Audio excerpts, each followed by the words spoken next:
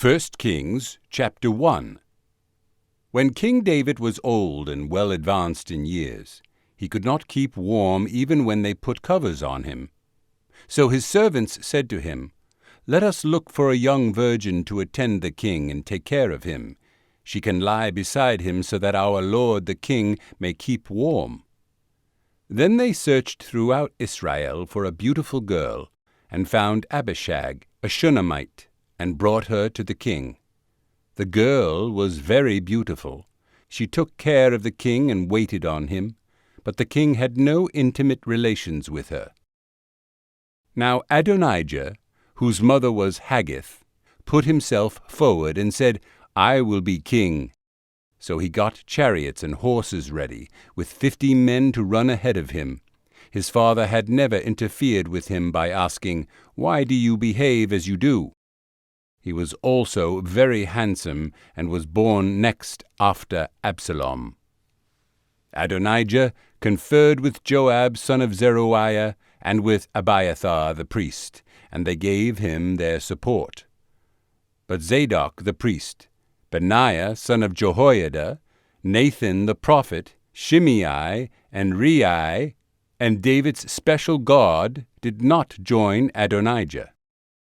Adonijah then sacrificed sheep, cattle, and fattened calves at the stone of Zohelath, near En-Rogel. He invited all his brothers, the king's sons, and all the men of Judah who were royal officials, but he did not invite Nathan the prophet, or Benaiah, or the special guard, or his brother Solomon. Then Nathan asked Bathsheba, Solomon's mother, "Have you not heard that Adonijah, the son of Haggith, has become king without our lord David's knowing it? Now then, let me advise you how you can save your own life and the life of your son Solomon. Go in to King David and say to him, 'My lord the king, did you not swear to me your servant, surely Solomon your son shall be king after me, and he will sit on my throne? Why then has Adonijah become king? While you are still there talking to the king, I will come in and confirm what you have said.'" So Bathsheba went to see the aged king in his room, where Abishag the Shunammite was attending him. Bathsheba bowed low and knelt before the king. "What is it you want?" the king asked. She said to him, "My lord, you yourself swore to me your servant by the Lord your God, 'Solomon your son shall be king after me, and he will sit on my throne.' But now Adonijah has become king, and you, my lord the king, do not know about it. He has sacrificed great numbers of cattle, fattened calves, and sheep, and has invited all the king's sons, Abiathar the priest, and Joab the commander of the army, but he has not invited Solomon your servant.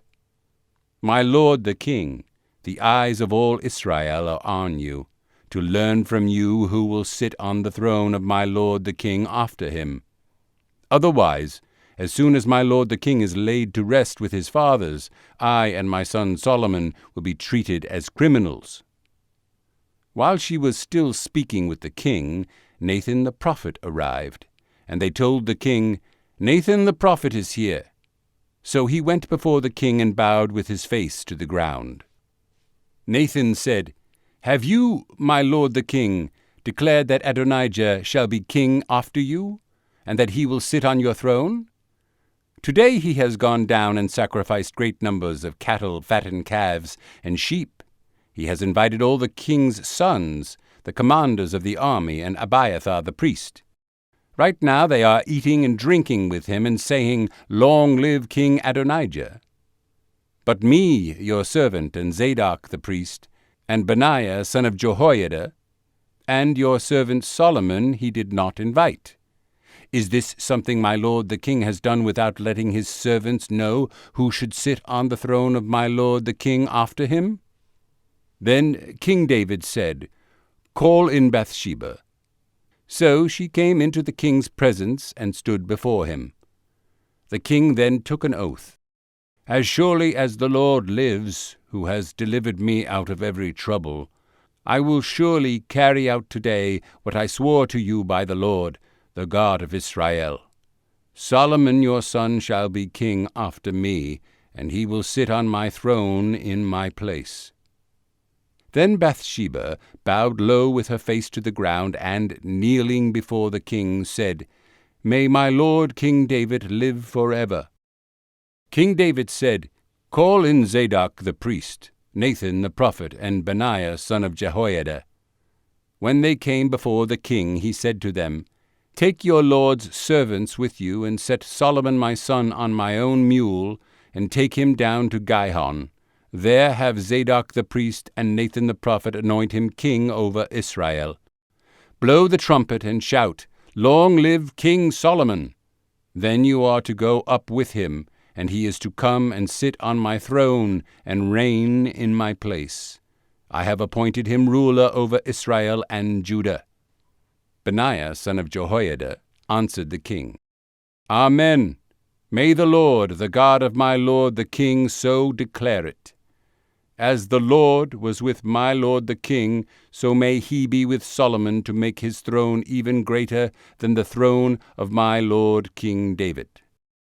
So Zadok the priest, Nathan the prophet, Benaiah son of Jehoiada, the Kerethites and the Pelethites went down and put Solomon on King David's mule and escorted him to Gihon. Zadok the priest took the horn of oil from the sacred tent and anointed Solomon.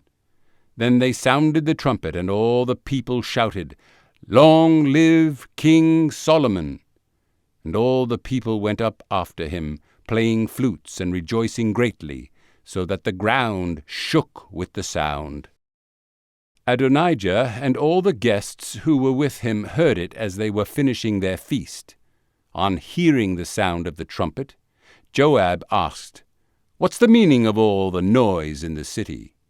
Even as he was speaking, Jonathan son of Abiathar the priest arrived. Adonijah said, "Come in. A worthy man like you must be bringing good news." "Not at all," Jonathan answered. "Our lord King David has made Solomon king. The king has sent with him Zadok the priest, Nathan the prophet, Benaiah son of Jehoiada, the Kerethites and the Pelethites, and they have put him on the king's mule, and Zadok the priest and Nathan the prophet have anointed him king at Gihon. From there they have gone up cheering, and the city resounds with it. That's the noise you hear. Moreover, Solomon has taken his seat on the royal throne. Also, the royal officials have come to congratulate our lord King David, saying, 'May your God make Solomon's name more famous than yours, and his throne greater than yours.' And the king bowed in worship on his bed, and said, 'Praise be to the Lord, the God of Israel, who has allowed my eyes to see a successor on my throne today.'" At this all Adonijah's guests rose in alarm and dispersed.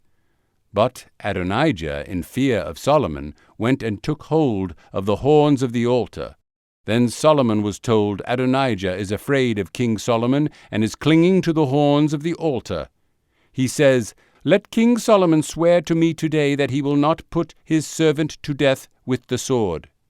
Solomon replied, 'If he shows himself to be a worthy man, not a hair of his head will fall to the ground. But if evil is found in him, he will die.' Then King Solomon sent men, and they brought him down from the altar, and Adonijah came and bowed down to King Solomon. And Solomon said, 'Go to your home.'" 1 Kings chapter 2. When the time drew near for David to die, he gave a charge to Solomon his son. "I am about to go the way of all the earth," he said. "So be strong, show yourself a man, and observe what the Lord your God requires. Walk in his ways and keep his decrees and commands, his laws and requirements, as written in the law of Moses, so that you may prosper in all you do and wherever you go, and that the Lord may keep his promise to me. If your descendants watch how they live, and if they walk faithfully before me with all their heart and soul, you will never fail to have a man on the throne of Israel. Now you yourself know what Joab son of Zeruiah did to me, what he did to the two commanders of Israel's armies, Abner son of Ner and Amasa son of Jether. He killed them, shedding their blood in peacetime as if in battle, and with that blood stained the belt around his waist and the sandals on his feet. Deal with him according to your wisdom, but do not let his gray head go down to the grave in peace. But show kindness to the sons of Barzillai of Gilead, and let them be among those who eat at your table. They stood by me when I fled from your brother Absalom. And remember, you have with you Shimei son of Gera, the Benjamite from Bahurim, who called down bitter curses on me the day I went to Mahanaim. When he came down to meet me at the Jordan, I swore to him by the Lord, I will not put you to death by the sword. But now, do not consider him innocent. You are a man of wisdom. You will know what to do to him. Bring his gray head down to the grave in blood. Then David rested with his fathers and was buried in the city of David. He had reigned 40 years over Israel, 7 years in Hebron and 33 in Jerusalem. So Solomon sat on the throne of his father David, and his rule was firmly established.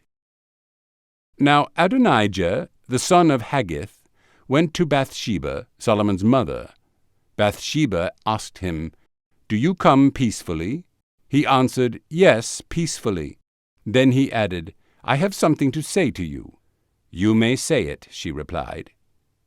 "As you know," he said, "the kingdom was mine. All Israel looked to me as their king. But things changed, and the kingdom has gone to my brother, for it has come to him from the Lord. Now I have one request to make of you. Do not refuse me." "You may make it," she said.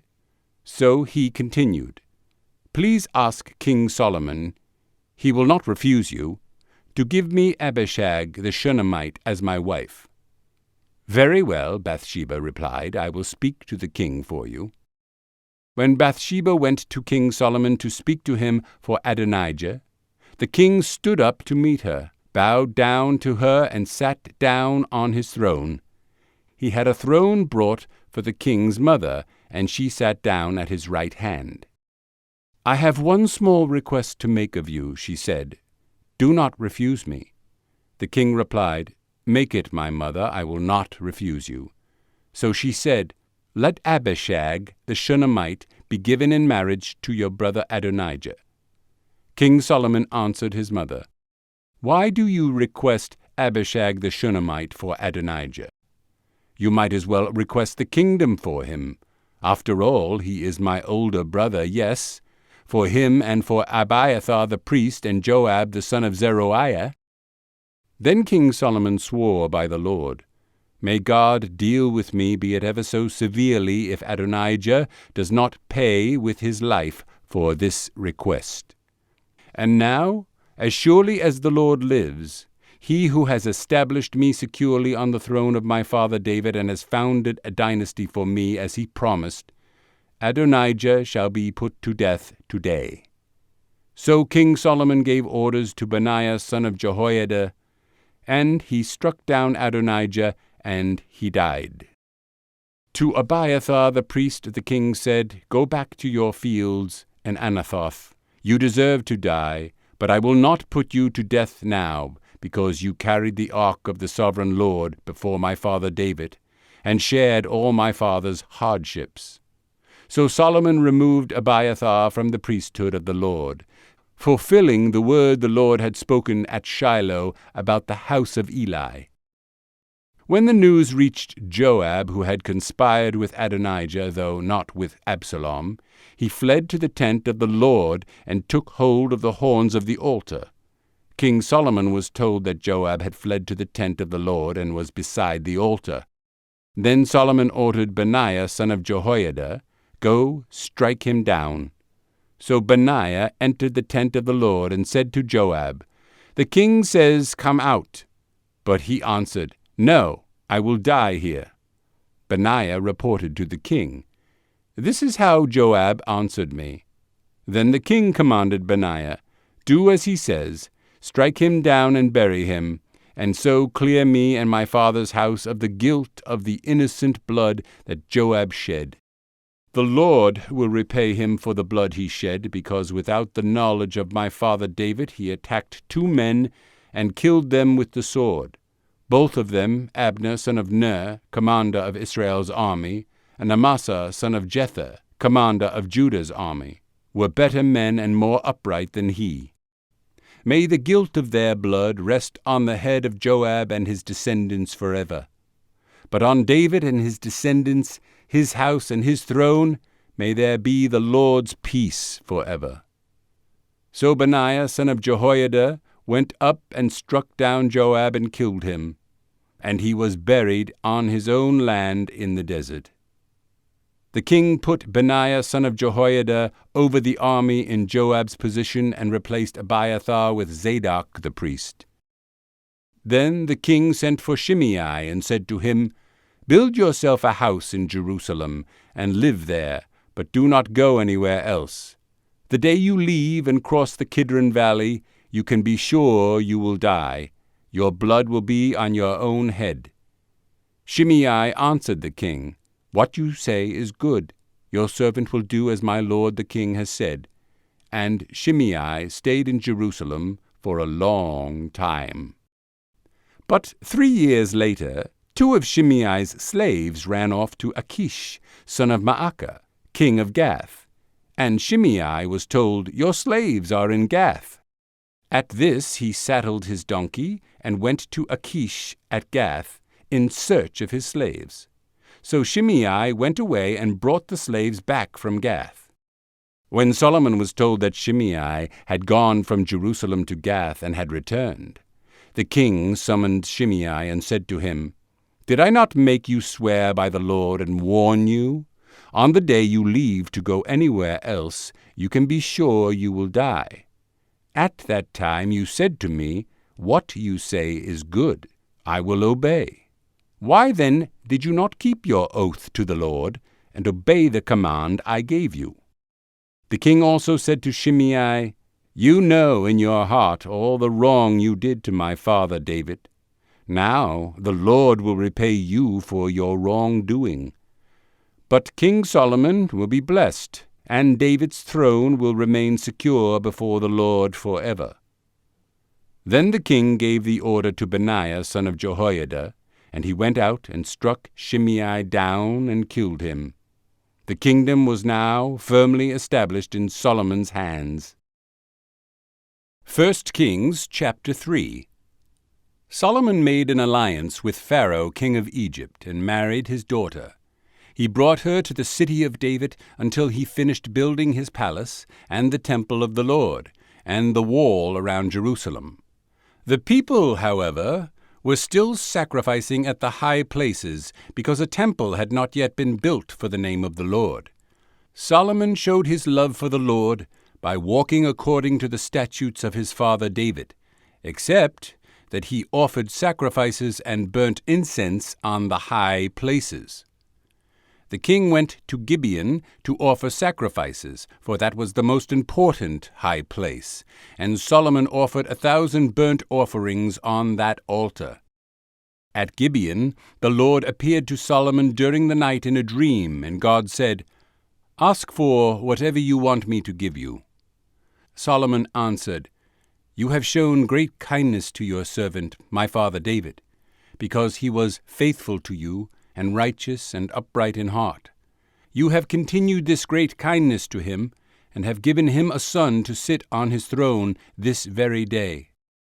Now, O Lord my God, you have made your servant king in place of my father David. But I am only a little child and do not know how to carry out my duties. Your servant is here among the people you have chosen, a great people, too numerous to count or number. So give your servant a discerning heart to govern your people, and to distinguish between right and wrong. For who is able to govern this great people of yours?" The Lord was pleased that Solomon had asked for this. So God said to him, "Since you have asked for this, and not for long life or wealth for yourself, nor have you asked for the death of your enemies, but for discernment in administering justice, I will do what you have asked. I will give you a wise and discerning heart, so that there will never have been anyone like you, nor will there ever be. Moreover, I will give you what you have not asked for, both riches and honor, so that in your lifetime you will have no equal among kings. And if you walk in my ways, and obey my statutes and commands, as David your father did, I will give you a long life." Then Solomon awoke, and he realized it had been a dream. He returned to Jerusalem, stood before the ark of the Lord's covenant, and sacrificed burnt offerings and fellowship offerings. Then he gave a feast for all his court. Now 2 prostitutes came to the king and stood before him. One of them said, "My lord, this woman and I live in the same house. I had a baby while she was there with me. The 3rd day after my child was born, this woman also had a baby. We were alone. There was no one in the house but the 2 of us. During the night, this woman's son died because she lay on him. So she got up in the middle of the night and took my son from my side, while I, your servant, was asleep. She put him by her breast, and put her dead son by my breast. The next morning I got up to nurse my son, and he was dead. But when I looked at him closely in the morning light, I saw that it wasn't the son I had born." The other woman said, "No, the living one is my son, the dead one is yours." But the first one insisted, "No, the dead one is yours, the living one is mine."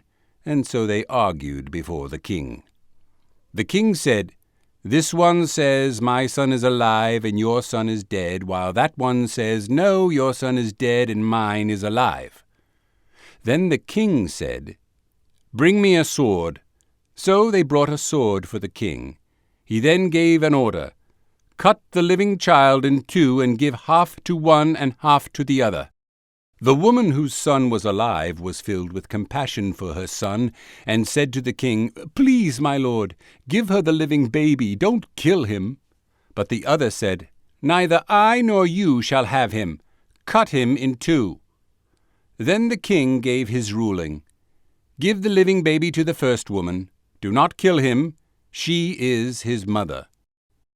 When all Israel heard the verdict the king had given, they held the king in awe, because they saw that he had wisdom from God to administer justice. 1 Kings chapter 4. So King Solomon ruled over all Israel, and these were his chief officials: Azariah, son of Zadok the priest, Elihoreph and Ahijah, sons of Shisha, secretaries; Jehoshaphat, son of Elihud, recorder; Benaiah, son of Jehoiada, commander-in-chief; Zadok and Abiathar, priests; Azariah, son of Nathan, in charge of the district officers; Zabud, son of Nathan, a priest and personal adviser to the king; Ahishah, in charge of the palace; Adoniram, son of Abda, in charge of forced labor. Solomon also had 12 district governors over all Israel, who supplied provisions for the king and the royal household. Each one had to provide supplies for 1 month in the year. These are their names: Ben-Hur, in the hill country of Ephraim; Ben-Deker, in Makaz; Sha'albim, Beth-Shemesh, and Elon Beth-Hanan; Ben-Hesed, in Aruboth, Succoth, and all the land of Hepher were his; Ben-Abinadab, in Naphoth Dor; he was married to Taphath, daughter of Solomon; Baana, son of Elihud, in Taanach and Megiddo, and in all Bethshan next to Zarathan, below Jezreel. from Bethshan to Abel Meholah, across to Jokmeam. Ben-Geba in Ramoth-Gilead, the settlements of Jair, son of Manasseh, in Gilead were his, as well as the district of Argob in Bashan, and its 60 large walled cities with bronze gate bars. Ahinadab, son of Iddo, in Mahanaim. Ahimaaz, in Naphtali, he had married Basemath, daughter of Solomon. Baana, son of Hushai, in Asher, and in Aloth. Jehoshaphat, son of Paruah, in Issachar. Shimei, son of Elah, in Benjamin. Geber, son of Uri, in Gilead, the country of Sihon, king of the Amorites, and the country of Og, king of Bashan. He was the only governor over the district. The people of Judah and Israel were as numerous as the sand on the seashore. They ate, they drank, and they were happy. And Solomon ruled over all the kingdoms from the river to the land of the Philistines, as far as the border of Egypt. These countries brought tribute and were Solomon's subjects all his life. Solomon's daily provisions were 30 cors of fine flour and 60 cors of meal, 10 head of stall-fed cattle, 20 of pasture-fed cattle, and 100 sheep and goats, as well as deer, gazelles, roebucks, and choice fowl. For he ruled over all the kingdoms west of the river, from Tiphsah to Gaza, and had peace on all sides. During Solomon's lifetime, Judah and Israel, from Dan to Beersheba, lived in safety, each man under his own vine and fig tree. Solomon had 4,000 stalls for chariot horses, and 12,000 horses. The district officers, each in his month, supplied provisions for King Solomon and all who came to the king's table. They saw to it that nothing was lacking. They also brought to the proper place their quotas of barley and straw for the chariot horses and the other horses. God gave Solomon wisdom and very great insight, and a breadth of understanding as measureless as the sand on the seashore. Solomon's wisdom was greater than the wisdom of all the men of the East, and greater than all the wisdom of Egypt.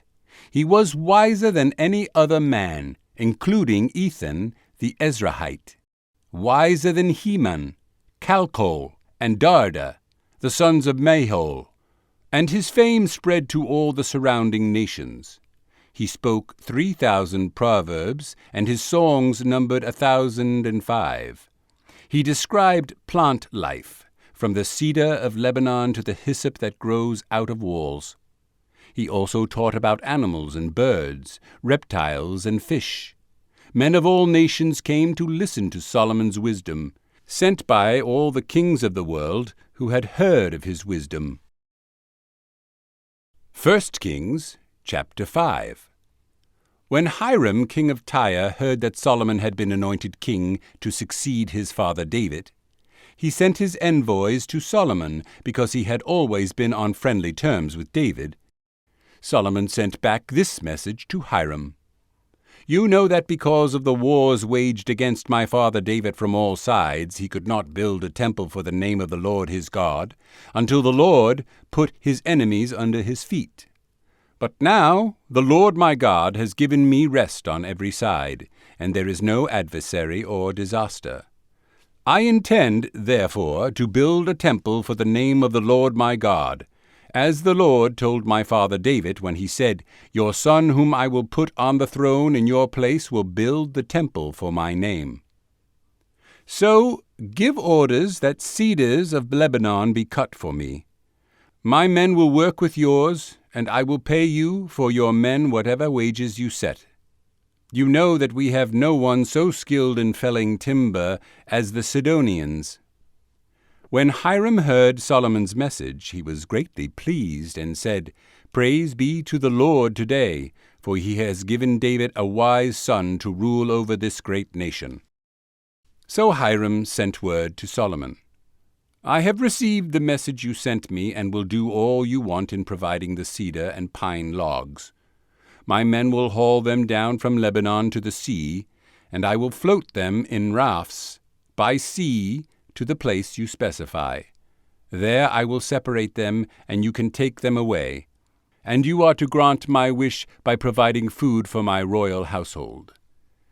In this way Hiram kept Solomon supplied with all the cedar and pine logs he wanted, and Solomon gave Hiram 20,000 cores of wheat as food for his household, in addition to 20,000 baths, this for Hiram year after year. The Lord gave Solomon wisdom, just as he had promised him. There were peaceful relations between Hiram and Solomon, and the two of them made a treaty. King Solomon conscripted laborers from all Israel, 30,000 men. He sent them off to Lebanon in shifts of 10,000 a month, so that they spent 1 month in Lebanon and 2 months at home. Adoniram was in charge of the forced labor. Solomon had 70,000 carriers and 80,000 stone cutters in the hills, as well as 3,300 foremen who supervised the project and directed the workmen. At the king's command, they removed from the quarry large blocks of quality stone to provide a foundation of dressed stone for the temple. The craftsmen of Solomon and Hiram and the men of Gebal cut and prepared the timber and stone for the building of the temple. 1 Kings chapter 6. In the 418th year after the Israelites had come out of Egypt, in the 4th year of Solomon's reign over Israel, in the month of Ziv, the 2nd month, he began to build the temple of the Lord. The temple that King Solomon built for the Lord was 60 cubits long, 20 wide, and 30 high. The portico at the front of the main hall of the temple extended the width of the temple, that is, 20 cubits, and projected 10 cubits from the front of the temple. He made narrow clerestory windows in the temple. Against the walls of the main hall and inner sanctuary, he built a structure around the building in which there were side rooms. The lowest floor was 5 cubits wide, the middle floor 6 cubits, and the third floor 7. He made offset ledges around the outside of the temple so that nothing would be inserted into the temple walls. In building the temple, only blocks dressed at the quarry were used, and no hammer, chisel, or any other iron tool was heard at the temple site while it was being built. The entrance to the lowest floor was on the south side of the temple. A stairway led up to the middle level, and from there to the third. So he built the temple and completed it, roofing it with beams and cedar planks. And he built the side rooms all along the temple.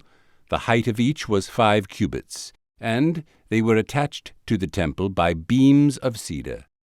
The word of the Lord came to Solomon. "As for this temple you are building, if you follow my decrees, carry out my regulations, and keep all my commands, and obey them, I will fulfill through you the promise I gave to David your father, and I will live among the Israelites and will not abandon my people Israel." So Solomon built the temple and completed it. He lined its interior walls with cedar boards, paneling them from the floor of the temple to the ceiling, and covering the floor of the temple with planks of pine. He partitioned off 20 cubits at the rear of the temple, with cedar boards from floor to ceiling, to form within the temple an inner sanctuary, the most holy place. The main hall in front of this room was 40 cubits long. The inside of the temple was cedar, carved with gourds and open flowers. Everything was cedar. No stone was to be seen. He prepared the inner sanctuary within the temple to set the Ark of the Covenant of the Lord there. The inner sanctuary was 20 cubits long, 20 wide, and 20 high. He overlaid the inside with pure gold, and he also overlaid the altar of cedar. Solomon covered the inside of the temple with pure gold, and he extended gold chains across the front of the inner sanctuary, which was overlaid with gold. So he overlaid the whole interior with gold. He also overlaid with gold the altar that belonged to the inner sanctuary. In the inner sanctuary he made a pair of cherubim of olive wood, each 10 cubits high. One wing of the first cherub was 5 cubits long, and the other wing 5 cubits, 10 cubits from wing tip to wing tip. The second cherub also measured 10 cubits, for the 2 cherubim were identical in size and shape. The height of each cherub was 10 cubits. He placed the cherubim inside the innermost room of the temple with their wings spread out. The wing of one cherub touched one wall, while the wing of the other touched the other wall, and their wings touched each other in the middle of the room. He overlaid the cherubim with gold. On the walls all around the temple, in both the inner and outer rooms, he carved cherubim, palm trees, and open flowers. He also covered the floors of both the inner and outer rooms of the temple with gold. For the entrance of the inner sanctuary he made doors of olive wood with 5-sided jambs, and on the 2 olive wood doors he carved cherubim, palm trees, and open flowers, and overlaid the cherubim and palm trees with beaten gold. In the same way he made 4-sided jambs of olive wood for the entrance to the main hall. He also made 2 pine doors, each having 2 leaves that turned in sockets. He carved cherubim, palm trees, and open flowers on them, and overlaid them with gold, hammered evenly over the carvings. And he built the inner courtyard of 3 courses of dressed stone, and 1 course of trimmed cedar beams. The foundation of the temple of the Lord was laid in the 4th year, in the month of Ziv. In the 11th year, in the month of Bul, the 8th month, the temple was finished in all its details according to its specifications. He had spent 7 years building it. 1 Kings chapter 7. It took Solomon 13 years, however, to complete the construction of his palace. He built the palace of the forest of Lebanon 100 cubits long, 50 wide, and 30 high, with 4 rows of cedar columns supporting trimmed cedar beams. It was roofed with cedar. Above the beams that rested on the columns, 45 beams, 15 to a row. Its windows were placed high in sets of 3, facing each other. All the doorways had rectangular frames. They were in the front parts in sets of 3, facing each other. He made a colonnade 50 cubits long and 30 wide. In front of it was a portico, and in front of that were pillars and an overhanging roof. He built the throne hall, the hall of justice, where he was to judge, and he covered it with cedar from floor to ceiling. And the palace in which he was to live, set farther back, was similar in design. Solomon also made a palace like this hall for Pharaoh's daughter, whom he had married.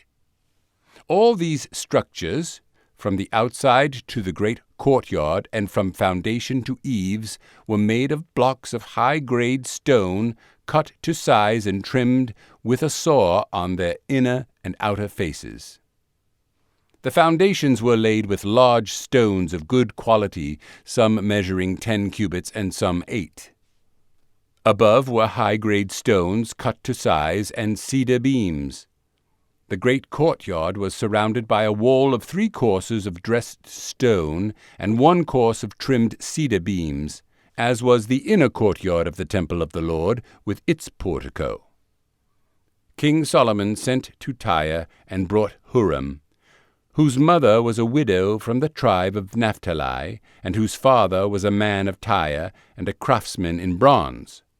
Huram was highly skilled and experienced in all kinds of bronze work. He came to King Solomon and did all the work assigned to him. He cast 2 bronze pillars, each 18 cubits high and 12 cubits around, by line.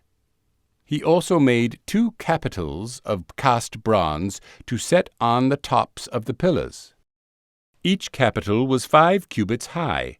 A network of interwoven chains festooned the capitals on top of the pillars, 7 for each capital.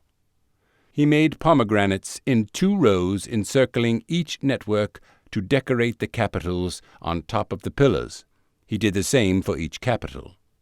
The capitals on top of the pillars in the portico were in the shape of lilies, 4 cubits high. On the capitals of both pillars, above the bowl-shaped part next to the network, were the 200 pomegranates in rows all around. He erected the pillars at the portico of the temple. The pillar to the south he named Jachin, and the one to the north Boaz. The capitals on top were in the shape of lilies, and so the work on the pillars was completed. He made the sea of cast metal, circular in shape, measuring 10 cubits from rim to rim and 5 cubits high. It took a line of 30 cubits to measure around it. Below the rim, gourds encircled it, 10 to a cubit. The gourds were cast in 2 rows in one piece with the sea. The sea stood on 12 bulls, 3 facing north, 3 facing west, 3 facing south, and 3 facing east. The sea rested on top of them, and their hindquarters were toward the center. It was a handbreadth in thickness, and its rim was like the rim of a cup, like a lily blossom. It held 2,000 baths. He also made 10 movable stands of bronze. Each was 4 cubits long, 4 wide, and 3 high. This is how the stands were made. They had side panels attached to uprights. On the panels between the uprights were lions, bulls, and cherubim, and on the uprights as well. Above and below the lions and bulls were wreaths of hammered work. Each stand had 4 bronze wheels with bronze axles, and each had a basin resting on 4 supports, cast with wreaths on each side. On the inside of the stand there was an opening that had a circular frame 1 cubit deep. This opening was round, and with its basework it measured 1.5 cubits. Around its opening there was engraving. The panels of the stands were square, not round. The 4 wheels were under the panel, and the axles of the wheels were attached to the stand. The diameter of each wheel was 1.5 cubits. The wheels were made like chariot wheels. The axles, rims, spokes, and hubs were all of cast metal. Each stand had 4 handles, 1 on each corner, projecting from the stand. At the top of the stand there was a circular band 0.5 cubit deep. The supports and panels were attached to the top of the stand. He engraved cherubim, lions, and palm trees on the surfaces of the supports and on the panels, in every available space, with wreaths all around. This is the way he made the 10 stands. They were all cast in the same molds and were identical in size and shape. He then made 10 bronze basins, each holding 40 baths and measuring 4 cubits across, 1 basin to go on each of the 10 stands. He placed 5 of the stands on the south side of the temple and 5 on the north. He placed the sea on the south side, at the southeast corner of the temple. He also made the basins and shovels and sprinkling bowls. So Huram finished all the work he had undertaken for King Solomon in the temple of the Lord.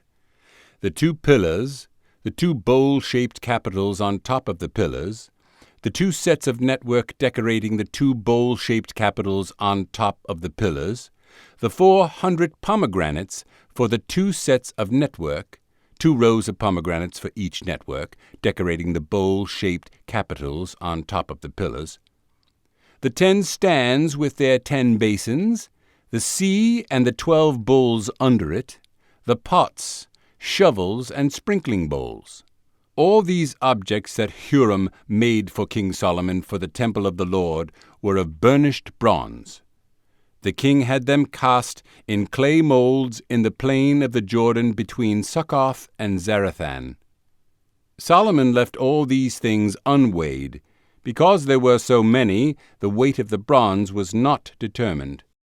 Solomon also made all the furnishings that were in the Lord's temple, the golden altar, the golden table on which was the bread of the presence, the lampstands of pure gold, 5 on the right and 5 on the left, in front of the inner sanctuary, the gold floral work and lamps and tongs, the pure gold basins, wick trimmers, sprinkling bowls, dishes, and censers, and the gold sockets for the doors of the innermost room, the most holy place, and also for the doors of the main hall of the temple.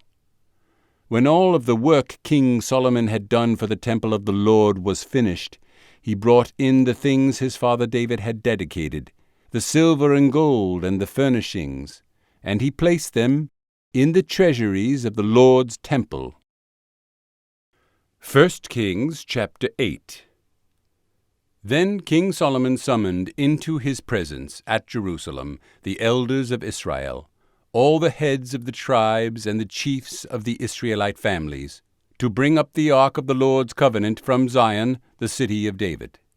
All the men of Israel came together to King Solomon at the time of the festival, in the month of Ethanim, the 7th month.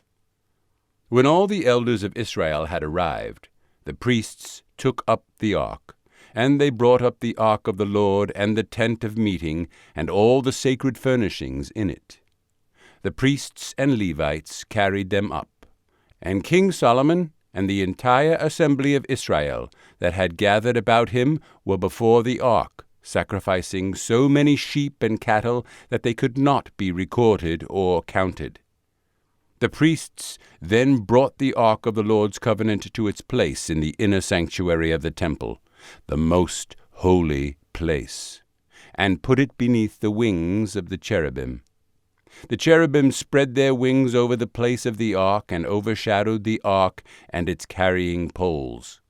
These poles were so long that their ends could be seen from the holy place in front of the inner sanctuary, but not from outside the holy place, and they are still there today.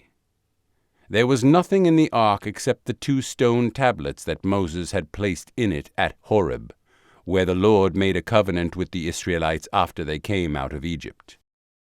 When the priests withdrew from the holy place, the cloud filled the temple of the Lord, and the priests could not perform their service because of the cloud, for the glory of the Lord filled his temple. Then Solomon said, "The Lord has said that he would dwell in a dark cloud. I have indeed built a magnificent temple for you, a place for you to dwell forever." While the whole assembly of Israel was standing there, the king turned around and blessed them. Then he said, "Praise be to the Lord, the God of Israel, who with his own hand has fulfilled what he promised with his own mouth to my father David. For he said, 'Since the day I brought my people Israel out of Egypt, I have not chosen a city in any tribe of Israel to have a temple built for my name to be there. But I have chosen David to rule my people Israel.' My father David had it in his heart to build a temple for the name of the Lord, the God of Israel. But the Lord said to my father David, 'Because it was in your heart to build a temple for my name, you did well to have this in your heart. Nevertheless, you are not the one to build the temple, but your son, who is your own flesh and blood. He is the one who will build the temple for my name. The Lord has kept the promise he made. I have succeeded David my father, and now I sit on the throne of Israel just as the Lord promised. And I have built the temple for the name of the Lord, the God of Israel. I have provided a place there for the ark, in which is the covenant of the Lord that he made with our fathers when he brought them out of Egypt." Then Solomon stood before the altar of the Lord in front of the whole assembly of Israel, spread out his hands toward heaven, and said, "O Lord God of Israel, there is no God like you in heaven above or on earth below. You who keep your covenant of love with your servants, who continue wholeheartedly in your way. You have kept your promise to your servant David my father. With your mouth you have promised, and with your hand you have fulfilled it, as it is today. Now, Lord, God of Israel, keep for your servant David my father the promises you made to him when you said, You shall never fail to have a man to sit before me on the throne of Israel, if only your sons are careful in all they do to walk before me as you have done. And now, O God of Israel, let your word that you promised your servant David my father come true. But will God really dwell on the earth? The heavens, even the highest heaven, cannot contain you. How much less this temple I have built?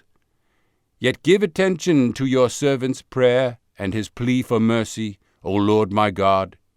Hear the cry and the prayer that your servant is praying in your presence this day. May your eyes be open toward this temple night and day, this place of which you said, My name shall be there, so that you will hear the prayer your servant prays toward this place. Hear the supplication of your servant and of your people Israel when they pray toward this place. Hear from heaven your dwelling place, and when you hear, forgive. When a man wrongs his neighbor and is required to take an oath, and he comes and swears the oath before your altar in this temple, then hear from heaven and act. Judge between your servants, condemning the guilty and bringing down on his own head what he has done. Declare the innocent not guilty, and so establish his innocence. When your people Israel have been defeated by an enemy because they have sinned against you, and when they turn back to you and confess your name, praying and making supplication to you in this temple, then hear from heaven and forgive the sin of your people Israel, and bring them back to the land you gave to their fathers. When the heavens are shut up and there is no rain because your people have sinned against you, and when they pray toward this place and confess your name and turn from their sin because you have afflicted them, then hear from heaven and forgive the sin of your servants, your people Israel. Teach them the right way to live, and send rain on the land you gave your people for an inheritance. When famine or plague comes to the land, or blight or mildew, locusts or grasshoppers, or when an enemy besieges them in any of their cities, whatever disaster or disease may come, and when a prayer or plea is made by any of your people Israel, each one aware of the afflictions of his own heart, and spreading out his hands toward this temple, then hear from heaven your dwelling place. Forgive and act. Deal with each man according to all he does, since you know his heart. For you alone know the hearts of all men, so that they will fear you all the time they live in the land you gave our fathers. As for the foreigner who does not belong to your people Israel, but has come from a distant land because of your name, for men will hear of your great name and your mighty hand and your outstretched arm.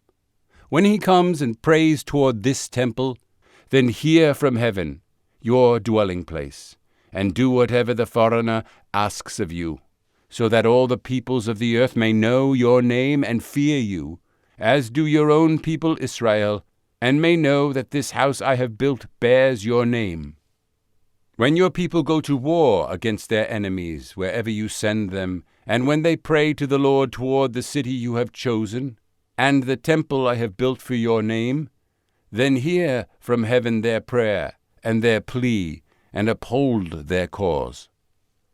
When they sin against you, for there is no one who does not sin, and you become angry with them and give them over to the enemy, who takes them captive to his own land, far away or near, and if they have a change of heart in the land where they are held captive, and repent and plead with you in the land of their conquerors, and say, We have sinned, we have done wrong, we have acted wickedly, and if they turn back to you with all their heart and soul in the land of their enemies who took them captive, and pray to you toward the land you gave their fathers, toward the city you have chosen and the temple I have built for your name, then from heaven, your dwelling place, hear their prayer and their plea, and uphold their cause, and forgive your people who have sinned against you. Forgive all the offenses they have committed against you, and cause their conquerors to show them mercy, for they are your people and your inheritance, whom you brought out of Egypt, out of that iron-smelting furnace. May your eyes be opened to your servant's plea and to the plea of your people Israel, and may you listen to them whenever they cry out to you. For you singled them out from all the nations of the world to be your own inheritance, just as you declared through your servant Moses when you, O sovereign Lord, brought our fathers out of Egypt." When Solomon had finished all these prayers and supplications to the Lord, he rose from before the altar of the Lord, where he had been kneeling with his hands spread out toward heaven. He stood and blessed the whole assembly of Israel in a loud voice, saying, "Praise be to the Lord, who has given rest to his people Israel, just as he promised.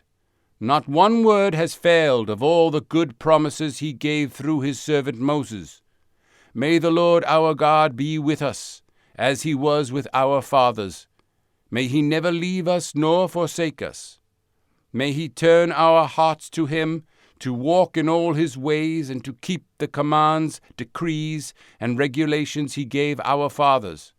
And may these words of mine, which I have prayed before the Lord, be near to the Lord our God day and night, that he may uphold the cause of his servant and the cause of his people Israel according to each day's need, so that all the peoples of the earth may know that the Lord is God and that there is no other. But your hearts must be fully committed to the Lord our God, to live by his decrees and obey his commands, as at this time." Then the king and all Israel with him offered sacrifices before the Lord. Solomon offered a sacrifice of fellowship offerings to the Lord, 22,000 cattle, and 120,000 sheep and goats. So the king and all the Israelites dedicated the temple of the Lord.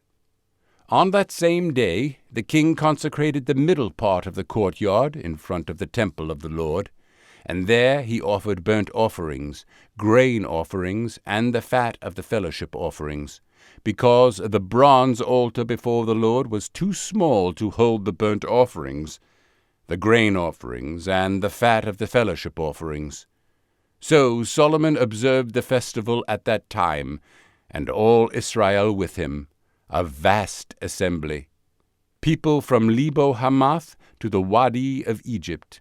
They celebrated it before the Lord our God for 7 days and 7 days more, 14 days in all. On the following day he sent the people away. They blessed the king and then went home, joyful and glad in heart for all the good things the Lord had done for his servant David and his people Israel. 1 Kings chapter 9. When Solomon had finished building the temple of the Lord and the royal palace, and had achieved all he had desired to do, the Lord appeared to him a second time, as he had appeared to him at Gibeon. The Lord said to him, "I have heard the prayer and plea you have made before me. I have consecrated this temple, which you have built, by putting my name there forever. My eyes and my heart will always be there. As for you, if you walk before me in integrity of heart and uprightness, as David your father did, and do all I command and observe my decrees and laws, I will establish your royal throne over Israel forever, as I promised David your father when I said, 'You shall never fail to have a man on the throne of Israel.' But if you or your sons turn away from me and do not observe the commands and decrees I have given you, and go off to serve other gods and worship them, then I will cut off Israel from the land I have given them, and will reject this temple I have consecrated for my name. Israel will then become a byword and an object of ridicule among all peoples. And though this temple is now imposing, all who pass by will be appalled and will scoff and say, 'Why has the Lord done such a thing to this land and to this temple?' People will answer, because they have forsaken the Lord their God, who brought their fathers out of Egypt, and have embraced other gods, worshipping and serving them. That is why the Lord brought all this disaster on them. At the end of the 20 years, during which Solomon built these two buildings, the temple of the Lord and the royal palace, King Solomon gave 20 towns in Galilee to Hiram king of Tyre, because Hiram had supplied him with all the cedar and pine and gold he wanted. But when Hiram went from Tyre to see the towns that Solomon had given him, he was not pleased with them. "What kind of towns are these you have given me, my brother?" he asked. And he called them the land of Kabul, a name they have to this day. Now Hiram had sent to the king 120 talents of gold. Here is the account of the forced labor King Solomon conscripted to build the Lord's temple, his own palace, the supporting terraces, the wall of Jerusalem, and Hazor, Megiddo, and Giza. Pharaoh, king of Egypt, had attacked and captured Giza. He had set it on fire. He killed its Canaanite inhabitants, and then gave it as a wedding gift to his daughter Solomon's wife. And Solomon rebuilt Giza. He built up Lower Beth-horon, Baalath, and Tadmor in the desert within his land, as well as all his store cities and the towns for his chariots and for his horses, whatever he desired to build in Jerusalem, in Lebanon, and throughout all the territory he ruled. All the people left from the Amorites, Hittites, Perizzites, Hivites, and Jebusites, these peoples were not Israelites, that is, their descendants remaining in the land, whom the Israelites could not exterminate. But Solomon did not make slaves of any of the Israelites. They were his fighting men, his government officials, his officers, his captains, and the commanders of his chariots and charioteers. They were also the chief officials in charge of Solomon's projects, 550 officials supervising the men who did the work. After Pharaoh's daughter had come up from the city of David to the palace Solomon had built for her, he constructed the supporting terraces. 3 times a year Solomon sacrificed burnt offerings and fellowship offerings on the altar he had built for the Lord, burning incense before the Lord along with them, and so fulfilled the temple obligations. King Solomon also built ships at Ezion-Geber, which is near Elath in Edom, on the shore of the Red Sea. And Hiram sent his men, sailors who knew the sea, to serve in the fleet with Solomon's men. They sailed to Ophir and brought back 420 talents of gold, which they delivered to King Solomon.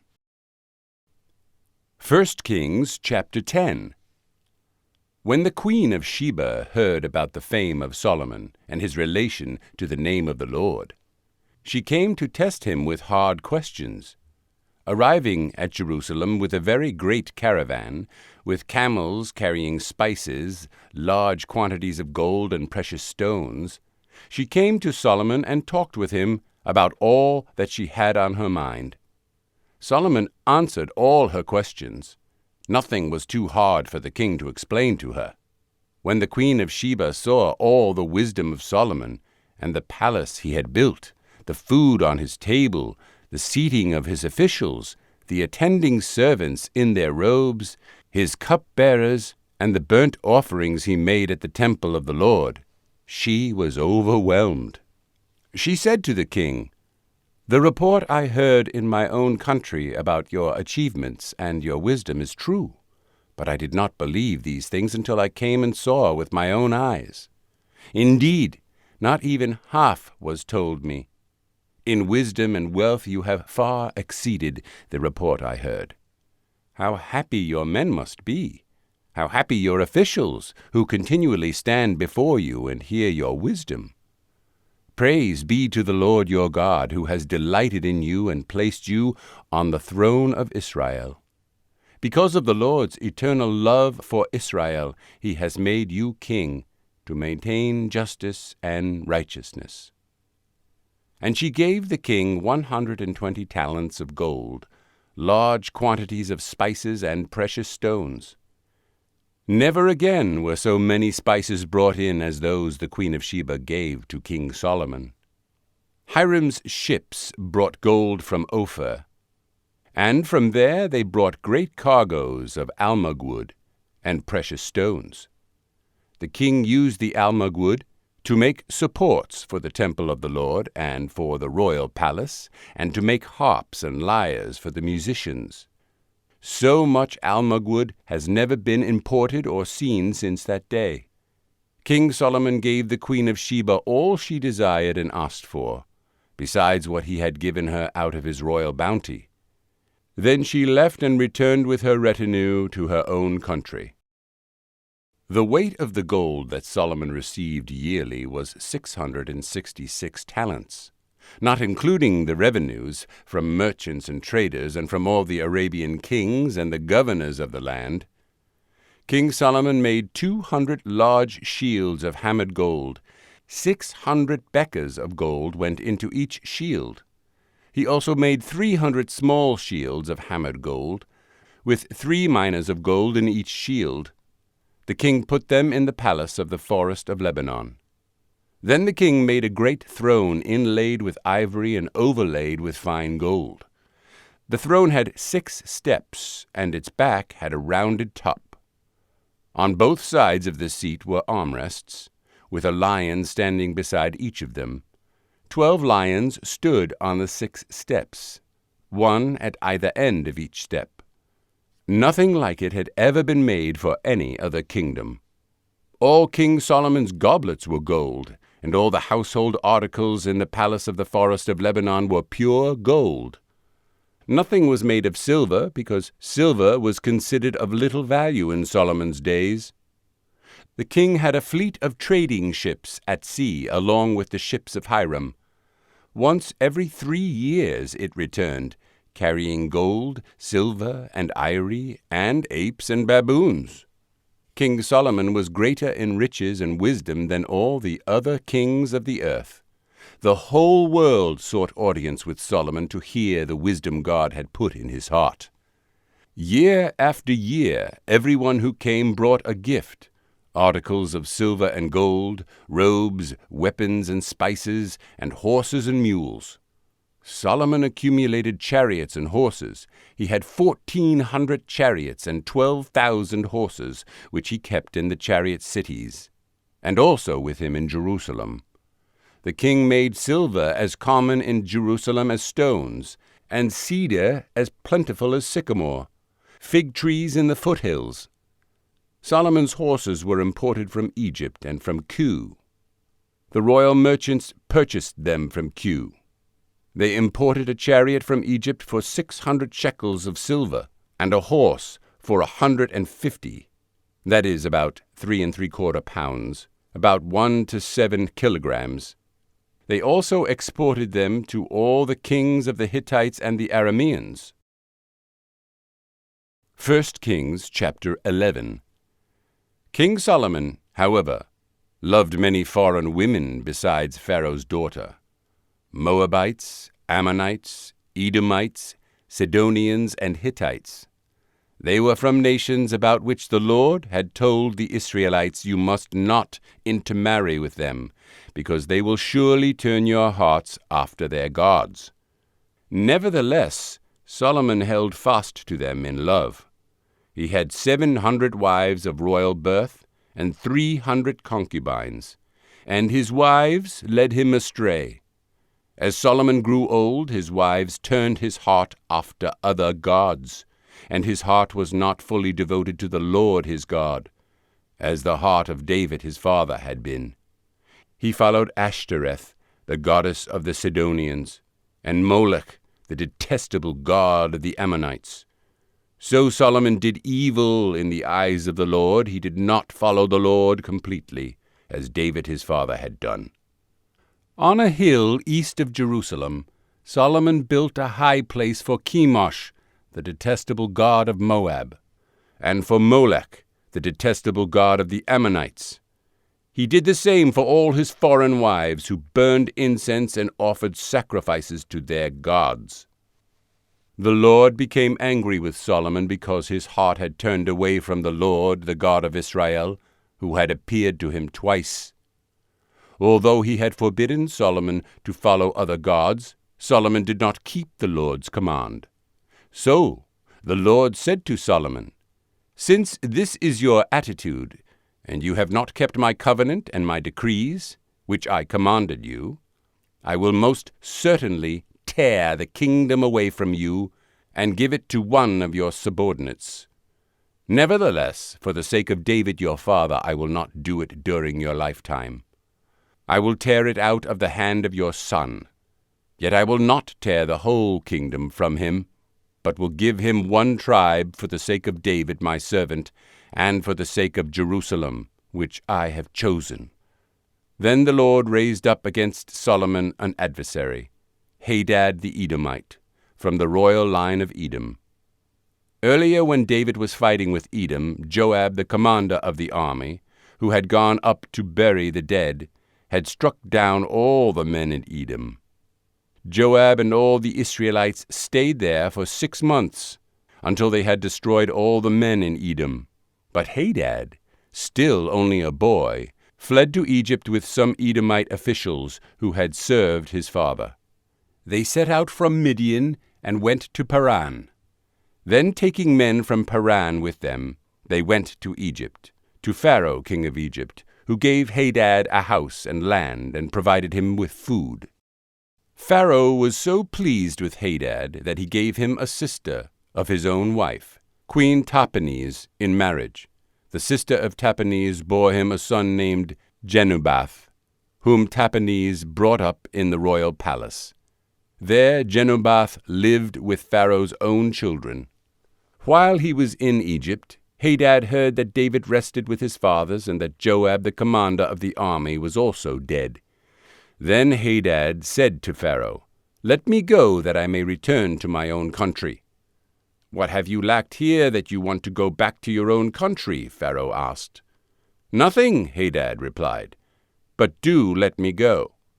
And God raised up against Solomon another adversary, Rezon, son of Eliada, who had fled from his master, Hadadezer, king of Zobah. He gathered men around him and became the leader of a band of rebels when David destroyed the forces of Zobah. The rebels went to Damascus, where they settled and took control. Rezon was Israel's adversary as long as Solomon lived, adding to the trouble caused by Hadad. So Rezon ruled in Aram and was hostile toward Israel. Also Jeroboam, son of Nebat, rebelled against the king. He was one of Solomon's officials, an Ephraimite from Zeredah, and his mother was a widow named Zeruah. Here is the account of how he rebelled against the king. Solomon had built the supporting terraces and had filled in the gap in the wall of the city of David his father. Now Jeroboam was a man of standing, and when Solomon saw how well the young man did his work, he put him in charge of the whole labor force of the house of Joseph. About that time Jeroboam was going out of Jerusalem, and Ahijah the prophet of Shiloh met him on the way, wearing a new cloak. The two of them were alone out in the country, and Ahijah took hold of the new cloak he was wearing and tore it into 12 pieces. Then he said to Jeroboam, "Take 10 pieces for yourself, for this is what the Lord, the God of Israel, says. See, I am going to tear the kingdom out of Solomon's hand and give you 10 tribes. But for the sake of my servant David and the city of Jerusalem, which I have chosen out of all the tribes of Israel, he will have 1 tribe. I will do this because they have forsaken me, and worshipped Ashtoreth, the goddess of the Sidonians, Chemosh, the god of the Moabites, and Molech, the god of the Ammonites, and have not walked in my ways, nor done what is right in my eyes, nor kept my statutes and laws as David, Solomon's father, did. But I will not take the whole kingdom out of Solomon's hand. I have made him ruler all the days of his life for the sake of David my servant, whom I chose and who observed my commands and statutes. I will take the kingdom from his son's hands and give you 10 tribes. I will give 1 tribe to his son, so that David my servant may always have a lamp before me in Jerusalem, the city where I chose to put my name. However, as for you, I will take you, and you will rule over all that your heart desires. You will be king over Israel. If you do whatever I command you, and walk in my ways, and do what is right in my eyes, by keeping my statutes and commands, as David my servant did, I will be with you. I will build you a dynasty as enduring as the one I built for David, and will give Israel to you. I will humble David's descendants because of this, but not forever. Solomon tried to kill Jeroboam, but Jeroboam fled to Egypt, to Shishak the king, and stayed there until Solomon's death. As for the other events of Solomon's reign, all he did and the wisdom he displayed, are they not written in the book of the annals of Solomon? Solomon reigned in Jerusalem over all Israel 40 years. Then he rested with his fathers and was buried in the city of David his father. And Rehoboam, his son, succeeded him as king. 1 Kings chapter 12. Rehoboam went to Shechem, for all the Israelites had gone there to make him king. When Jeroboam son of Nebat heard this, he was still in Egypt, where he had fled from King Solomon. He returned from Egypt. So they sent for Jeroboam, and he and the whole assembly of Israel went to Rehoboam and said to him, Your father put a heavy yoke on us, but now lighten the harsh labor and the heavy yoke he put on us, and we will serve you. Rehoboam answered, Go away for 3 days, and then come back to me. So the people went away. Then King Rehoboam consulted the elders who had served his father Solomon during his lifetime. How would you advise me to answer these people? He asked. They replied, If today you will be a servant to these people and serve them and give them a favorable answer, they will always be your servants. But Rehoboam rejected the advice the elders gave him and consulted the young men who had grown up with him and were serving him. He asked them, What is your advice? How should we answer these people who say to me, Lighten the yoke your father put on us? The young men who had grown up with him replied, Tell these people who have said to you, Your father put a heavy yoke on us, but make our yoke lighter. Tell them, My little finger is thicker than my father's waist. My father laid on you a heavy yoke, I will make it even heavier. My father scourged you with whips, I will scourge you with scorpions. 3 days later, Jeroboam and all the people returned to Rehoboam. As the king had said, Come back to me in 3 days. The king answered the people harshly, rejecting the advice given him by the elders. He followed the advice of the young men and said, My father made your yoke heavy, I will make it even heavier. My father scourged you with whips, I will scourge you with scorpions. So the king did not listen to the people, for this turn of events was from the Lord, to fulfill the word the Lord had spoken to Jeroboam son of Nebat through Ahijah the Shilonite. When all Israel saw that the king refused to listen to them, they answered the king, What share do we have in David? What part in Jesse's son? To your tents, O Israel! Look after your own house, O David. So the Israelites went home. But as for the Israelites who were living in the towns of Judah, Rehoboam still ruled over them. King Rehoboam sent out Adoniram, who was in charge of forced labor, but all Israel stoned him to death. King Rehoboam, however, managed to get into his chariot and escape to Jerusalem. So Israel has been in rebellion against the house of David to this day. When all the Israelites heard that Jeroboam had returned, they sent and called him to the assembly and made him king over all Israel. Only the tribe of Judah remained loyal to the house of David. When Rehoboam arrived in Jerusalem, he mustered the whole house of Judah and the tribe of Benjamin, 180,000 fighting men, to make war against the house of Israel, and to regain the kingdom for Rehoboam son of Solomon. But this word of God came to Shemaiah, the man of God. Say to Rehoboam son of Solomon, king of Judah, to the whole house of Judah and Benjamin, and to the rest of the people, this is what the Lord says, do not go up to fight against your brothers, the Israelites. Go home, every one of you, for this is my doing. So they obeyed the word of the Lord, and went home again as the Lord had ordered. Then Jeroboam fortified Shechem in the hill country of Ephraim, and lived there. From there he went out and built up Peniel. Jeroboam thought to himself, the kingdom will now likely revert to the house of David. If these people go up to offer sacrifices at the temple of the Lord in Jerusalem, they will again give their allegiance to their lord, Rehoboam, king of Judah. They will kill me and return to King Rehoboam. After seeking advice, the king made 2 golden calves. He said to the people, it is too much for you to go up to Jerusalem. Here are your gods, O Israel, who brought you up out of Egypt. One he set up in Bethel, and the other in Dan, and this thing became a sin. The people went even as far as Dan to worship the one there. Jeroboam built shrines on high places and appointed priests from all sorts of people, even though they were not Levites. He instituted a festival on the 15th day of the 8th month, like the festival held in Judah, and offered sacrifices on the altar.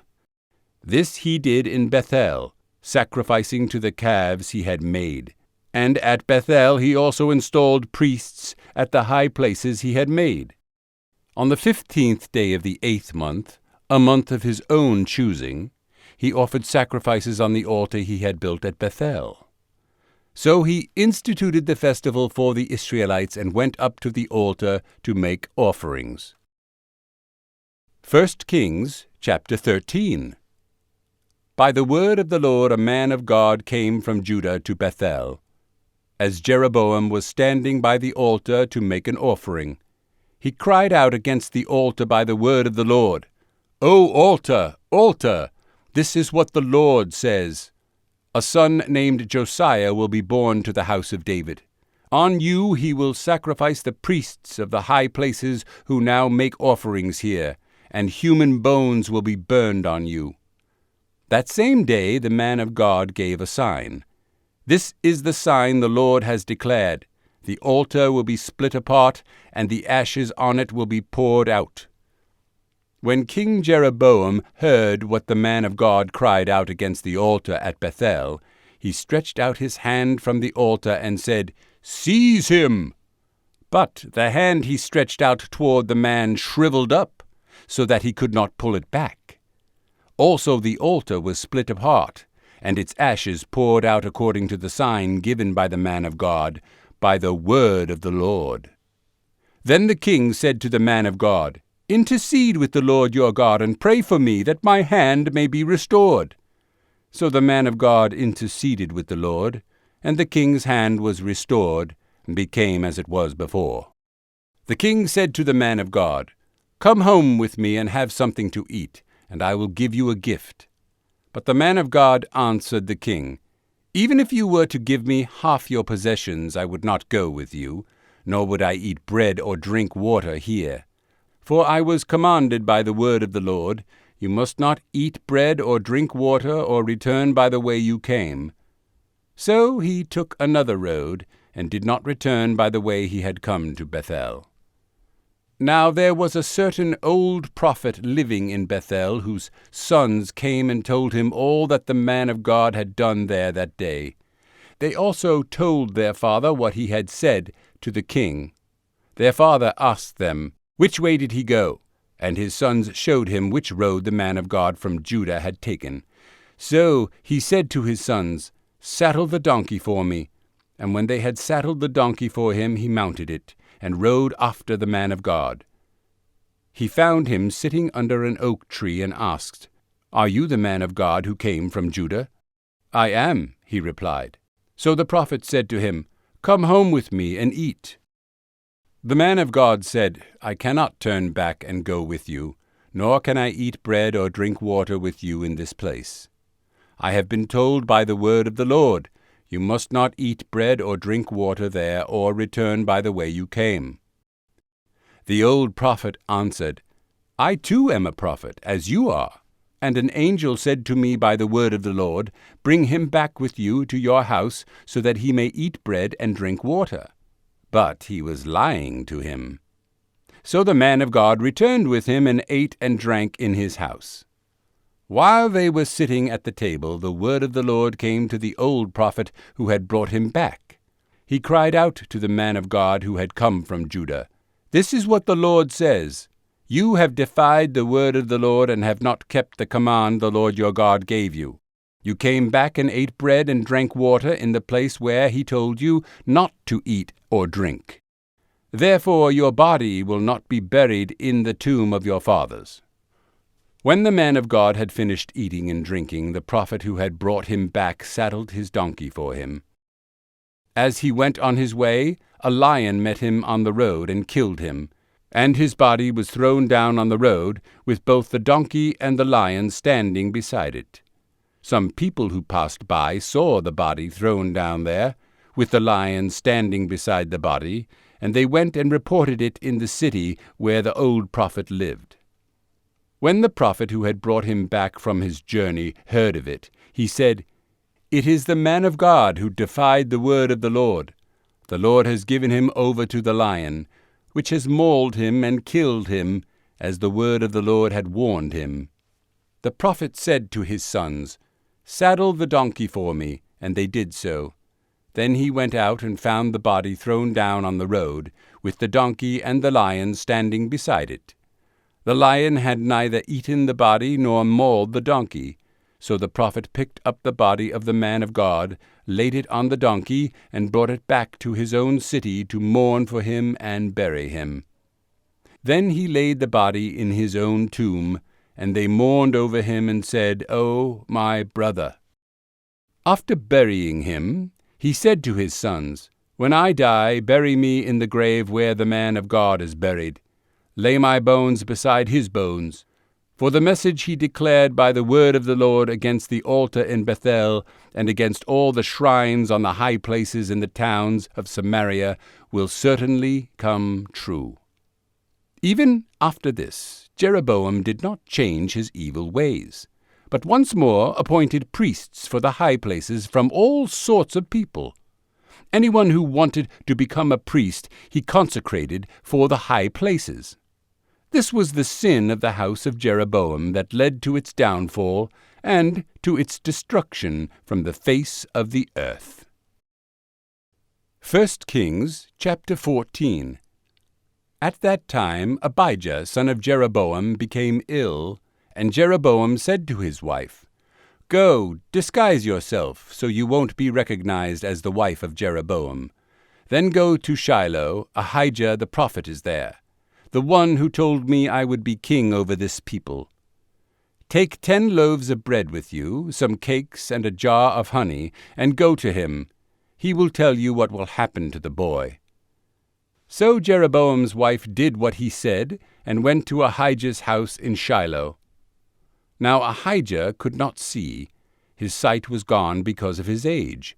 But the Lord had told Ahijah, "Jeroboam's wife is coming to ask you about her son, for he is ill, and you are to give her such and such an answer. When she arrives, she will pretend to be someone else."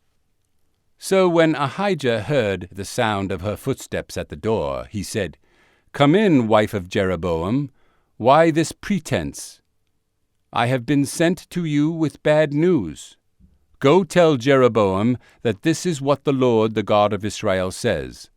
I raised you up from among the people and made you a leader over my people Israel. I tore the kingdom away from the house of David and gave it to you. But you have not been like my servant David, who kept my commands and followed me with all his heart, doing only what was right in my eyes. You have done more evil than all who lived before you. You have made for yourself other gods, idols made of metal. You have provoked me to anger and thrust me behind your back. Because of this, I am going to bring disaster on the house of Jeroboam. I will cut off from Jeroboam every last male in Israel, slave or free. I will burn up the house of Jeroboam as one burns dung until it is all gone. Dogs will eat those belonging to Jeroboam who die in the city, and the birds of the air will feed on those who die in the country. The Lord has spoken. As for you, go back home. When you set foot in your city, the boy will die. All Israel will mourn for him and bury him. He is the only one belonging to Jeroboam who will be buried, because he is the only one in the house of Jeroboam in whom the Lord, the God of Israel, has found anything good. The Lord will raise up for himself a king over Israel, who will cut off the family of Jeroboam. This is the day, what? Yes, even now. And the Lord will strike Israel, so that it will be like a reed swaying in the water. He will uproot Israel from this good land that he gave to their forefathers, and scatter them beyond the river, because they provoked the Lord to anger by making Asherah poles. And he will give Israel up because of the sins Jeroboam has committed, and has caused Israel to commit.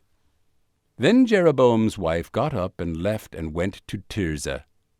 As soon as she stepped over the threshold of the house, the boy died.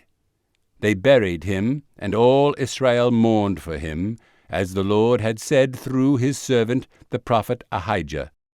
The other events of Jeroboam's reign, his wars, and how he ruled, are written in the book of the annals of the kings of Israel. He reigned for 22 years and then rested with his fathers, and Nadab his son succeeded him as king. Rehoboam, son of Solomon, was king in Judah. He was 41 years old when he became king, and he reigned 17 years in Jerusalem, the city the Lord had chosen out of all the tribes of Israel in which to put his name. His mother's name was Naamah. She was an Ammonite. Judah did evil in the eyes of the Lord. By the sins they committed, they stirred up his jealous anger more than their fathers had done. They also set up for themselves high places, sacred stones and Asherah poles on every high hill and under every spreading tree. There were even male shrine prostitutes in the land. The people engaged in all the detestable practices of the nations the Lord had driven out before the Israelites. In the 5th year of King Rehoboam, Shishak, king of Egypt, attacked Jerusalem. He carried off the treasures of the temple of the Lord and the treasures of the royal palace. He took everything, including all the gold shields Solomon had made. So King Rehoboam made bronze shields to replace them and to assign these to the commanders of the guard on duty at the entrance to the royal palace. Whenever the king went to the Lord's temple, the guards bore the shields, and afterward they returned them to the guardroom. As for the other events of Rehoboam's reign, and all he did, are they not written in the book of the annals of the kings of Judah? There was continual warfare between Rehoboam and Jeroboam, and Rehoboam rested with his fathers and was buried with them in the city of David. His mother's name was Naamah. She was an Ammonite, and Abijah his son succeeded him as king. 1 Kings chapter 15. In the 18th year of the reign of Jeroboam son of Nebat, Abijah became king of Judah, and he reigned in Jerusalem 3 years. His mother's name was Maacah, daughter of Abishalom. He committed all the sins his father had done before him. His heart was not fully devoted to the Lord his God, as the heart of David his forefather had been. Nevertheless, for David's sake, the Lord his God gave him a lamp in Jerusalem by raising up a son to succeed him and by making Jerusalem strong. For David had done what was right in the eyes of the Lord, and had not failed to keep any of the Lord's commands all the days of his life, except in the case of Uriah the Hittite. There was war between Rehoboam and Jeroboam throughout Abijah's lifetime. As for the other events of Abijah's reign, and all he did, are they not written in the book of the annals of the kings of Judah? There was war between Abijah and Jeroboam, and Abijah rested with his fathers and was buried in the city of David. And Asa, his son, succeeded him as king. In the 20th year of Jeroboam king of Israel, Asa became king of Judah, and he reigned in Jerusalem 41 years. His grandmother's name was Maacah, daughter of Abishalom. Asa did what was right in the eyes of the Lord, as his father David had done. He expelled the male shrine prostitutes from the land and got rid of all the idols his fathers had made. He even deposed his grandmother Maacah from her position as queen mother, because she had made a repulsive Asherah pole. Asa cut the pole down and burned it in the Kidron Valley.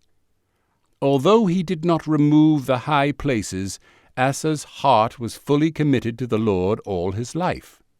He brought into the temple of the Lord the silver and gold and the articles that he and his father had dedicated.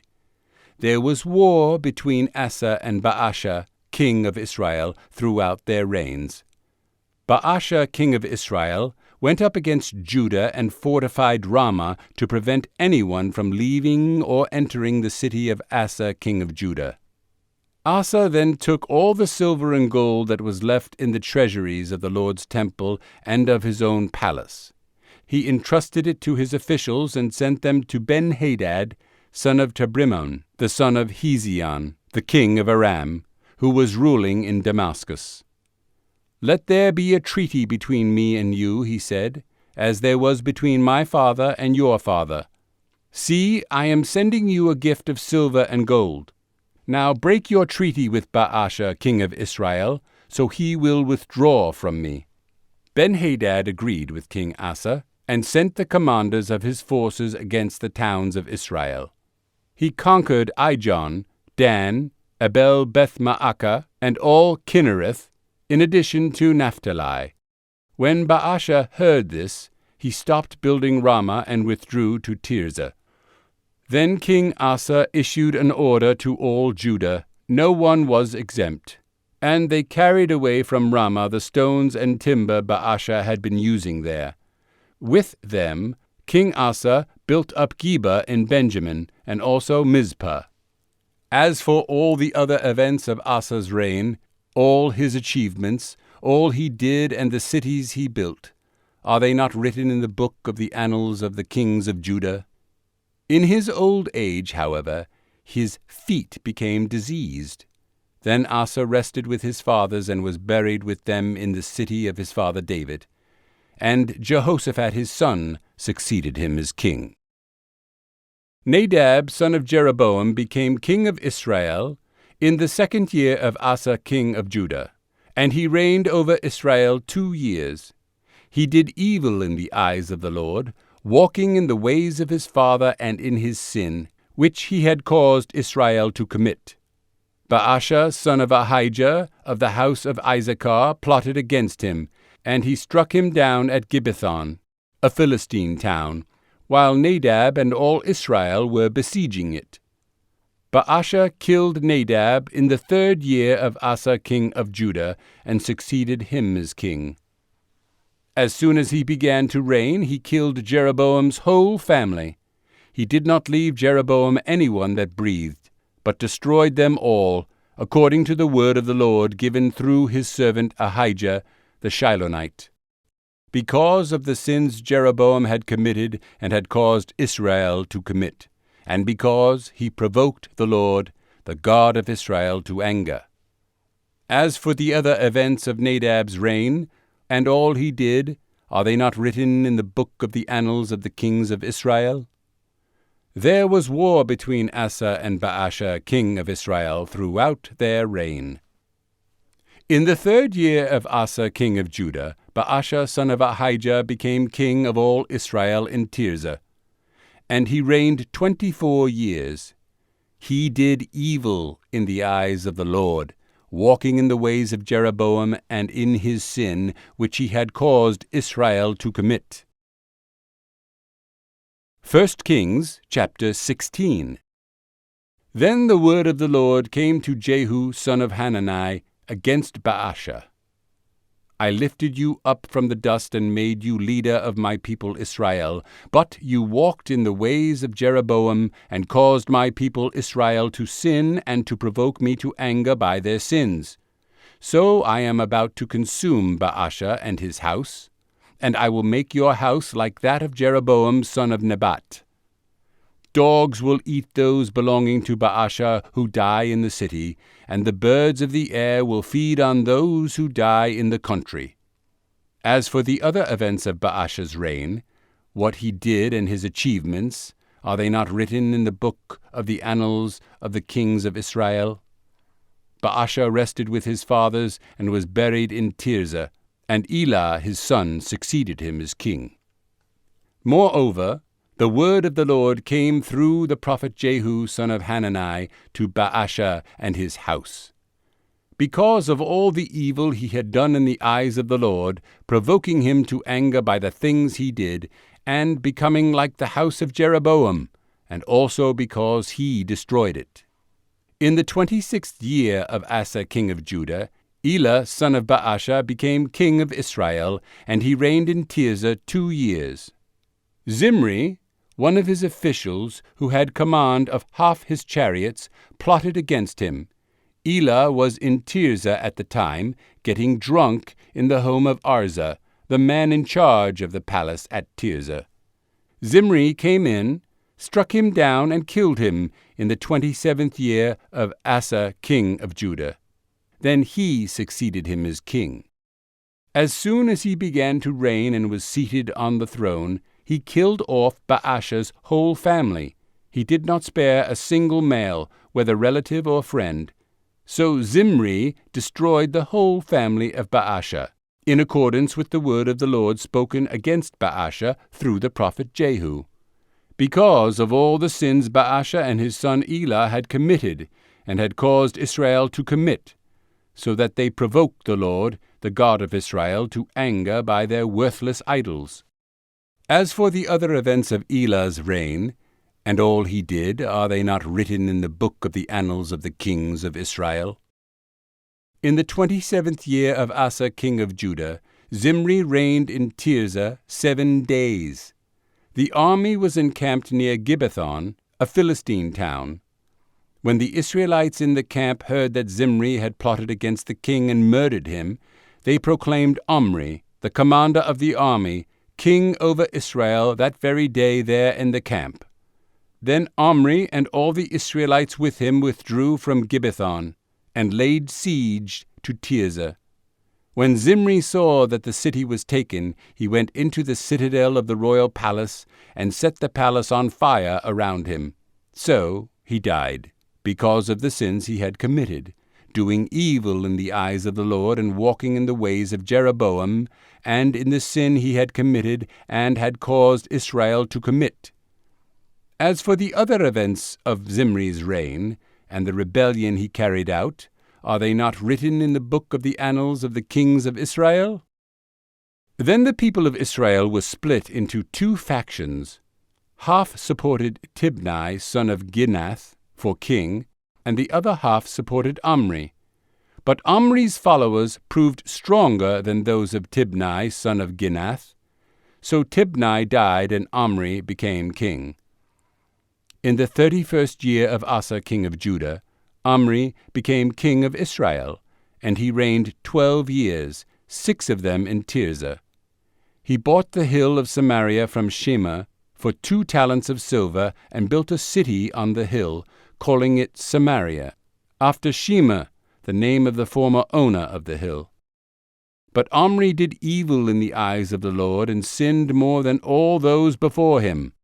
He walked in all the ways of Jeroboam son of Nebat, and in his sin, which he had caused Israel to commit, so that they provoked the Lord, the God of Israel, to anger by their worthless idols. As for the other events of Omri's reign, what he did and the things he achieved, are they not written in the book of the annals of the kings of Israel? Omri rested with his fathers and was buried in Samaria, and Ahab, his son, succeeded him as king. In the 38th year of Asa king of Judah, Ahab son of Omri became king of Israel, and he reigned in Samaria over Israel 22 years. Ahab son of Omri did more evil in the eyes of the Lord than any of those before him. He not only considered it trivial to commit the sins of Jeroboam son of Nebat, but he also married Jezebel, daughter of Ethbaal, king of the Sidonians, and began to serve Baal and worship him. He set up an altar for Baal in the temple of Baal that he built in Samaria. Ahab also made an Asherah pole, and did more to provoke the Lord, the God of Israel, to anger than did all the kings of Israel before him. In Ahab's time, Hiel of Bethel rebuilt Jericho. He laid its foundations at the cost of his firstborn son Abiram, and he set up its gates at the cost of his youngest son Segub, in accordance with the word of the Lord spoken by Joshua son of Nun. 1 Kings chapter 17. Now Elijah the Tishbite from Tishbe in Gilead said to Ahab, As the Lord, the God of Israel, lives, whom I serve, there will be neither dew nor rain in the next few years, except at my word. Then the word of the Lord came to Elijah, Leave here, turn eastward, and hide in the Kerith ravine, east of the Jordan. You will drink from the brook, and I have ordered the ravens to feed you there. So he did what the Lord had told him. He went to the Kerith ravine, east of the Jordan, and stayed there. The ravens brought him bread and meat in the morning, and bread and meat in the evening, and he drank from the brook. Some time later, the brook dried up because there had been no rain in the land. Then the word of the Lord came to him, Go at once to Zarephath of Sidon, and stay there. I have commanded a widow in that place to supply you with food. So he went to Zarephath. When he came to the town gate, a widow was there gathering sticks. He called to her and asked, Would you bring me a little water in a jar, so I may have a drink? As she was going to get it, he called, And bring me, please, a piece of bread. As surely as the Lord your God lives, she replied, I don't have any bread, only a handful of flour in a jar, and a little oil in a jug. I am gathering a few sticks to take home and make a meal for myself and my son, that we may eat it and die. Elijah said to her, Don't be afraid. Go home and do as you have said. But first make a small cake of bread for me from what you have, and bring it to me, and then make something for yourself and your son. For this is what the Lord, the God of Israel, says, The jar of flour will not be used up, and the jug of oil will not run dry until the day the Lord gives rain on the land. She went away and did as Elijah had told her. So there was food every day for Elijah and for the woman and her family. For the jar of flour was not used up, and the jug of oil did not run dry, in keeping with the word of the Lord spoken by Elijah.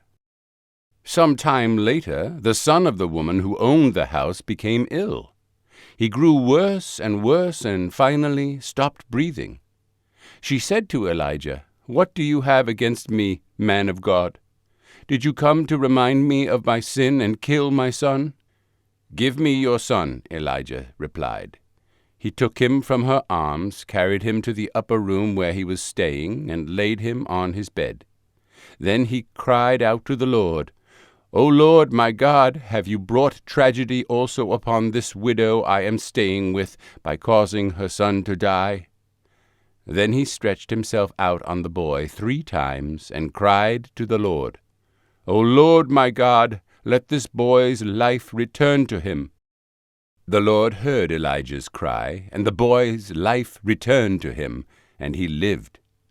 Elijah picked up the child and carried him down from the room into the house. He gave him to his mother and said, "Look, your son is alive."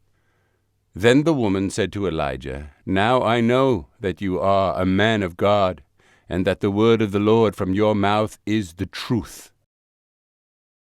1 Kings chapter 18. After a long time, in the 3rd year, the word of the Lord came to Elijah. "Go and present yourself to Ahab, and I will send rain on the land." So Elijah went to present himself to Ahab. Now the famine was severe in Samaria, and Ahab had summoned Obadiah, who was in charge of his palace.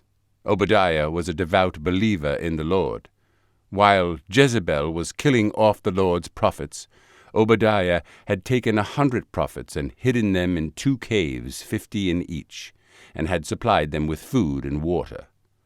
Ahab had said to Obadiah, "Go through the land to all the springs and valleys. Maybe we can find some grass to keep the horses and mules alive, so we will not have to kill any of our animals." So they divided the land they were to cover, Ahab going in one direction and Obadiah in another. As Obadiah was walking along, Elijah met him.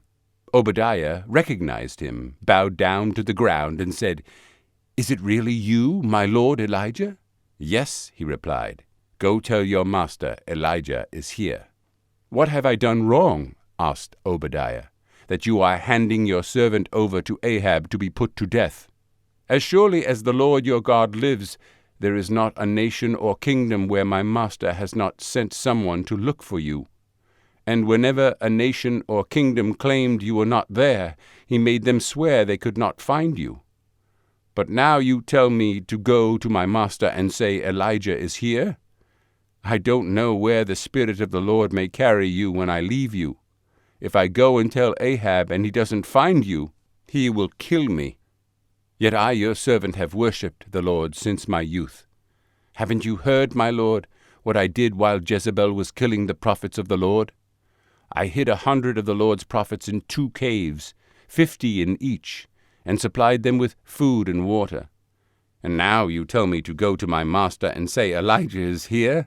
He will kill me." Elijah said, "As the Lord Almighty lives, whom I serve, I will surely present myself to Ahab today." So Obadiah went to meet Ahab and told him, and Ahab went to meet Elijah. When he saw Elijah, he said to him, "Is that you, you troubler of Israel?" "I have not made trouble for Israel," Elijah replied, "but you and your father's family have. You have abandoned the Lord's commands and have followed the Baals.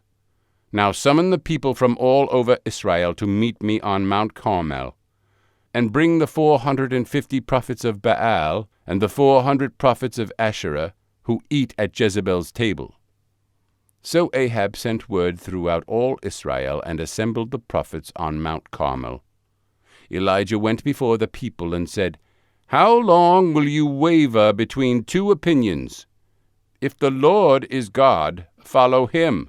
But if Baal is God, follow him." But the people said nothing. Then Elijah said to them, "I am the only one of the Lord's prophets left, but Baal has 450 prophets. Get 2 bulls for us. Let them choose one for themselves, and let them cut it into pieces and put it on the wood, but not set fire to it. I will prepare the other bull and put it on the wood, but not set fire to it. Then you call on the name of your God, and I will call on the name of the Lord, the God who answers by fire. He is God." Then all the people said, "What you say is good." Elijah said to the prophets of Baal, "Choose one of the bulls and prepare it first, since there are so many of you. Call on the name of your God, but do not light the fire." So they took the bull given them and prepared it. Then they called on the name of Baal from morning till noon. "O Baal, answer us," they shouted. But there was no response. No one answered. And they danced around the altar they had made. At noon Elijah began to taunt them. "Shout louder," he said. "Surely he is a god. Perhaps he is deep in thought, or busy, or traveling. Maybe he is sleeping and must be awakened."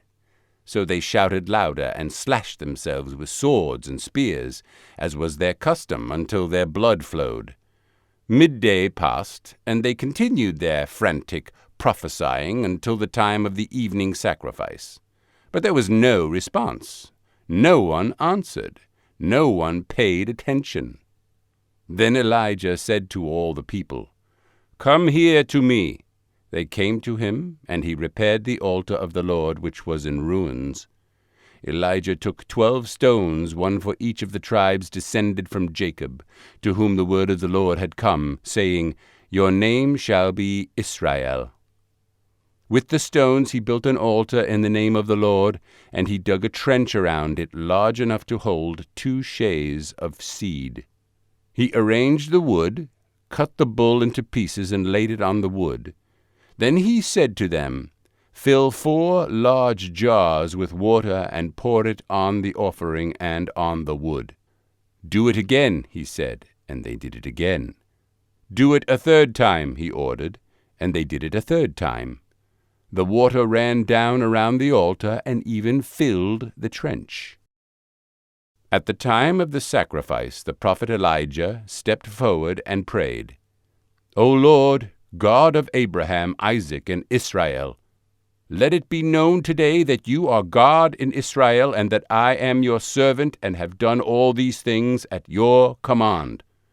Answer me, O Lord, answer me, so these people will know that you, O Lord, are God, and that you are turning their hearts back again."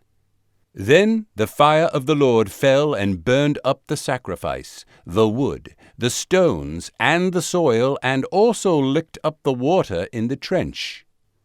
When all the people saw this, they fell prostrate and cried, "The Lord, He is God! The Lord, He is God!" Then Elijah commanded them, "Seize the prophets of Baal. Don't let anyone get away."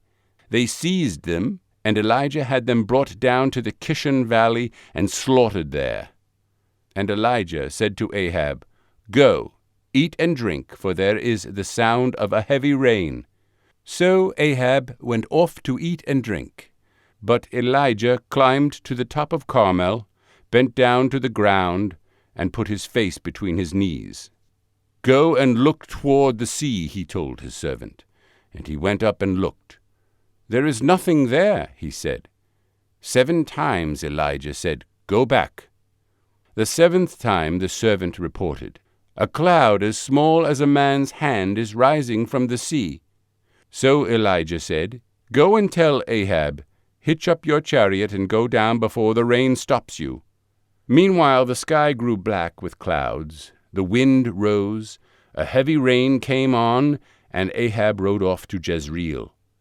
The power of the Lord came upon Elijah, and, tucking his cloak into his belt, he ran ahead of Ahab all the way to Jezreel. 1 Kings chapter 19. Now Ahab told Jezebel everything Elijah had done, and how he had killed all the prophets with the sword.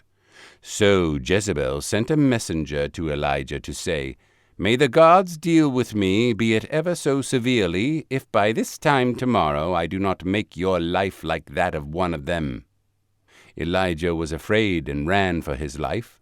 When he came to Beersheba in Judah, he left his servant there, while he himself went a day's journey into the desert.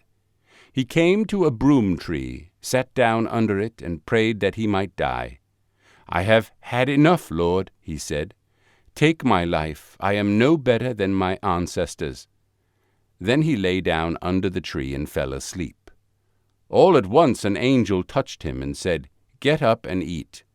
He looked around, and there by his head was a cake of bread baked over hot coals, and a jar of water. He ate and drank, and then lay down again.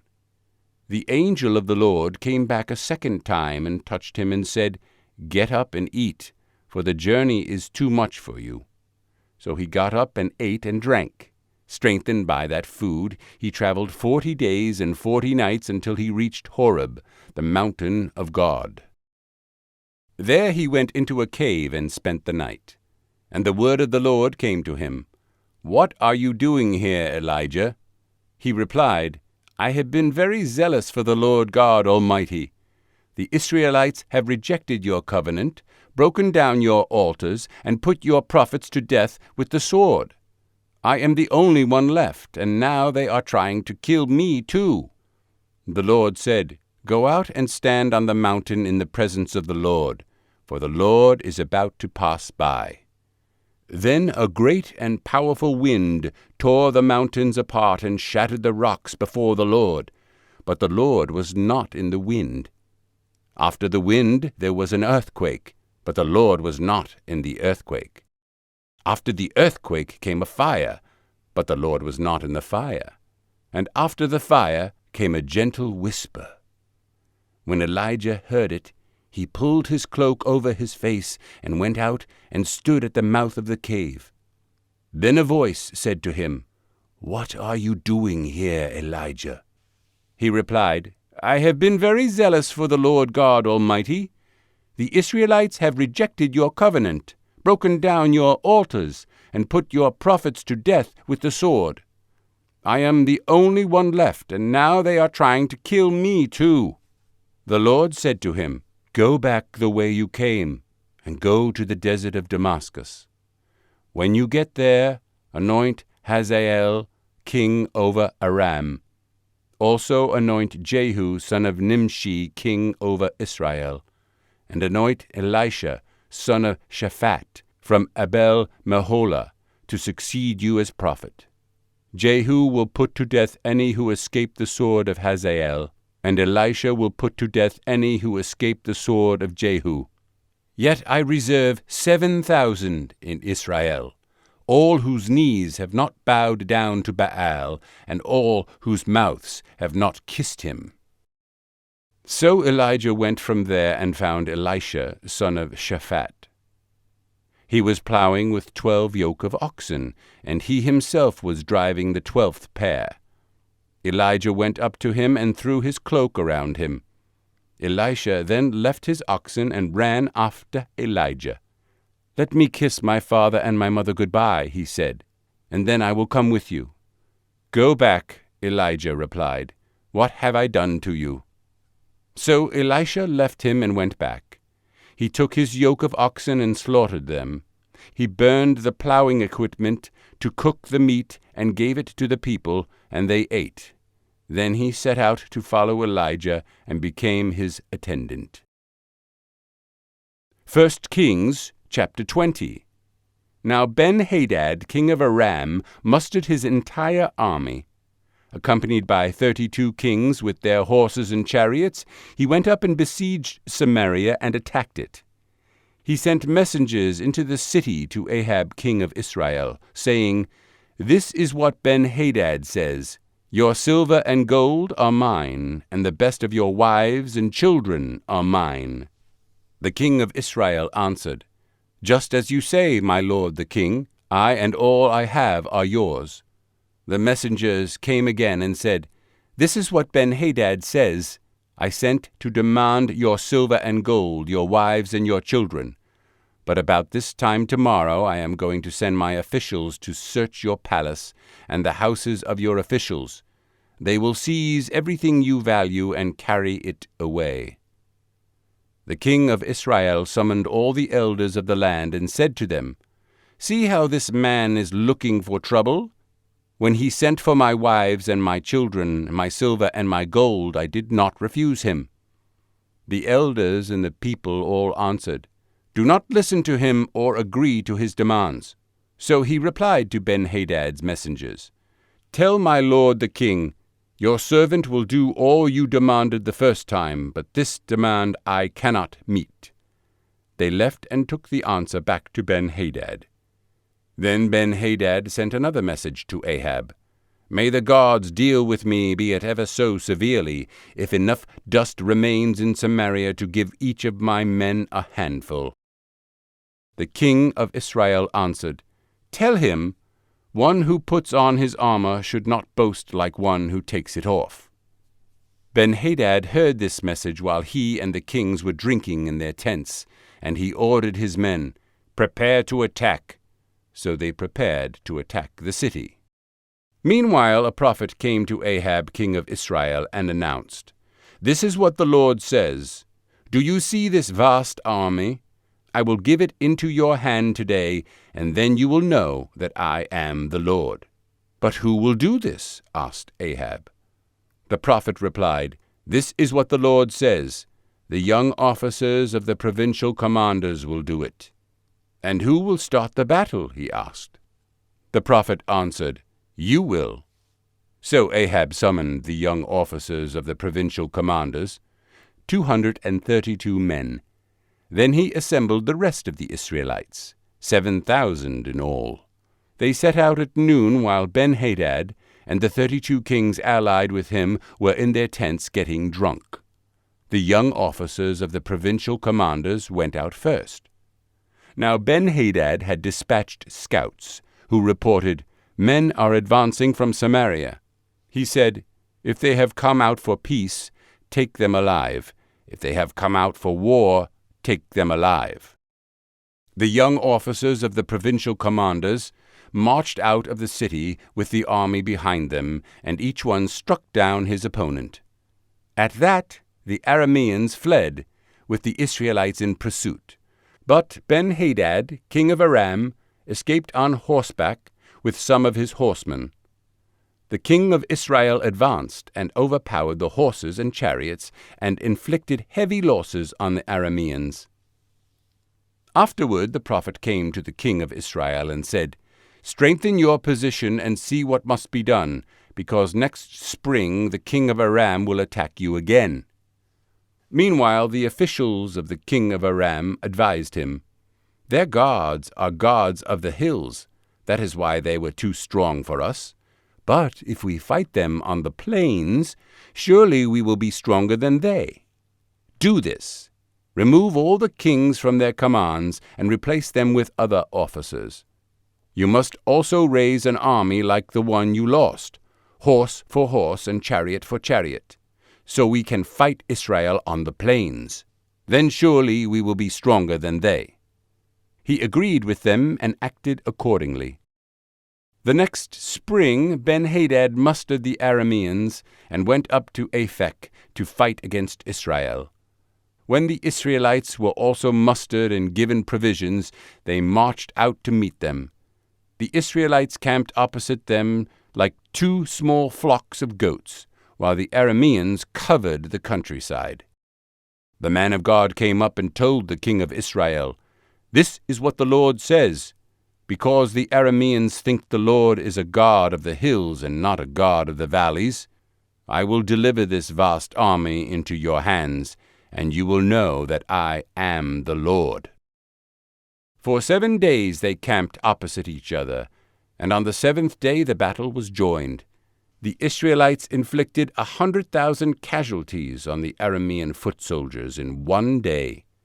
The rest of them escaped to the city of Aphek, where the wall collapsed on 27,000 of them, and Ben-Hadad fled to the city and hid in an inner room. His officials said to him, "Look, we have heard that the kings of the house of Israel are merciful. Let us go to the king of Israel with sackcloth around our waists and ropes around our heads. Perhaps he will spare your life." Wearing sackcloth around their waists and ropes around their heads, they went to the king of Israel and said, "Your servant Ben-Hadad says, 'Please let me live.'" The king answered, "Is he still alive? He is my brother." The men took this as a good sign and were quick to pick up his word. "Yes, your brother, Ben-Hadad," they said. "Go and get him," the king said. When Ben-Hadad came out, Ahab had him come up into his chariot. "I will return the cities my father took from your father," Ben-Hadad offered. "You may set up your own market areas in Damascus, as my father did in Samaria." Ahab said, "On the basis of a treaty I will set you free." So he made a treaty with him and let him go. By the word of the Lord, one of the sons of the prophets said to his companion, "Strike me with your weapon," but the man refused. So the prophet said, "Because you have not obeyed the Lord, as soon as you leave me, a lion will kill you." And after the man went away, a lion found him and killed him. The prophet found another man and said, "Strike me, please." So the man struck him and wounded him. Then the prophet went and stood by the road waiting for the king. He disguised himself with his headband down over his eyes. As the king passed by, the prophet called out to him, "Your servant went into the thick of the battle, and someone came to me with a captive and said, 'Guard this man. If he is missing, it will be your life for his life, or you must pay a talent of silver.' While your servant was busy here and there, the man disappeared. 'That is your sentence,' the king of Israel said. 'You have pronounced it yourself.' Then the prophet quickly removed the headband from his eyes, and the king of Israel recognized him as one of the prophets. He said to the king, 'This is what the Lord says. You have set free a man I had determined should die.' Sullen and angry, the king of Israel went to his palace in Samaria. 1 Kings chapter 21. Some time later there was an incident involving a vineyard belonging to Naboth the Jezreelite. The vineyard was in Jezreel, close to the palace of Ahab king of Samaria. Ahab said to Naboth, "Let me have your vineyard to use for a vegetable garden, since it is close to my palace. In exchange I will give you a better vineyard, or, if you prefer, I will pay you whatever it is worth." But Naboth replied, "The Lord forbid that I should give you the inheritance of my fathers." So Ahab went home, sullen and angry, because Naboth the Jezreelite had said, "I will not give you the inheritance of my fathers." He lay on his bed, sulking, and refused to eat. His wife Jezebel came in and asked him, "Why are you so sullen? Why won't you eat?" He answered her, "Because I said to Naboth the Jezreelite, 'Sell me your vineyard,' or, if you prefer, I will give you another vineyard in its place." But he said, "I will not give you my vineyard." Jezebel his wife said, "Is this how you act as king over Israel? Get up and eat. Cheer up. I'll get you the vineyard of Naboth the Jezreelite." So she wrote letters in Ahab's name, placed his seal on them, and sent them to the elders and nobles who lived in Naboth's city with him. In those letters she wrote, "Proclaim a day of fasting and seat Naboth in a prominent place among the people. But seat 2 scoundrels opposite him, and have them testify that he has cursed both God and the king. Then take him out and stone him to death." So the elders and nobles who lived in Naboth's city did as Jezebel directed in the letters she had written to them. They proclaimed a fast and seated Naboth in a prominent place among the people. Then 2 scoundrels came and sat opposite him and brought charges against Naboth before the people, saying, "Naboth has cursed both God and the king." So they took him outside the city and stoned him to death. Then they sent word to Jezebel, "Naboth has been stoned and is dead." As soon as Jezebel heard that Naboth had been stoned to death, she said to Ahab, "Get up and take possession of the vineyard of Naboth the Jezreelite, that he refused to sell you. He is no longer alive, but dead." When Ahab heard that Naboth was dead, he got up and went down to take possession of Naboth's vineyard. Then the word of the Lord came to Elijah the Tishbite, "Go down to meet Ahab king of Israel, who rules in Samaria. He is now in Naboth's vineyard, where he has gone to take possession of it. Say to him, 'This is what the Lord says. Have you not murdered a man and seized his property?' Then say to him, 'This is what the Lord says. In the place where dogs licked up Naboth's blood, dogs will lick up your blood. Yes, yours." Ahab said to Elijah, "So you have found me, my enemy." "I have found you," he answered, "because you have sold yourself to do evil in the eyes of the Lord. I am going to bring disaster on you. I will consume your descendants and cut off from Ahab every last male in Israel, slave or free. I will make your house like that of Jeroboam son of Nebat, and that of Baasha son of Ahijah, because you have provoked me to anger, and have caused Israel to sin.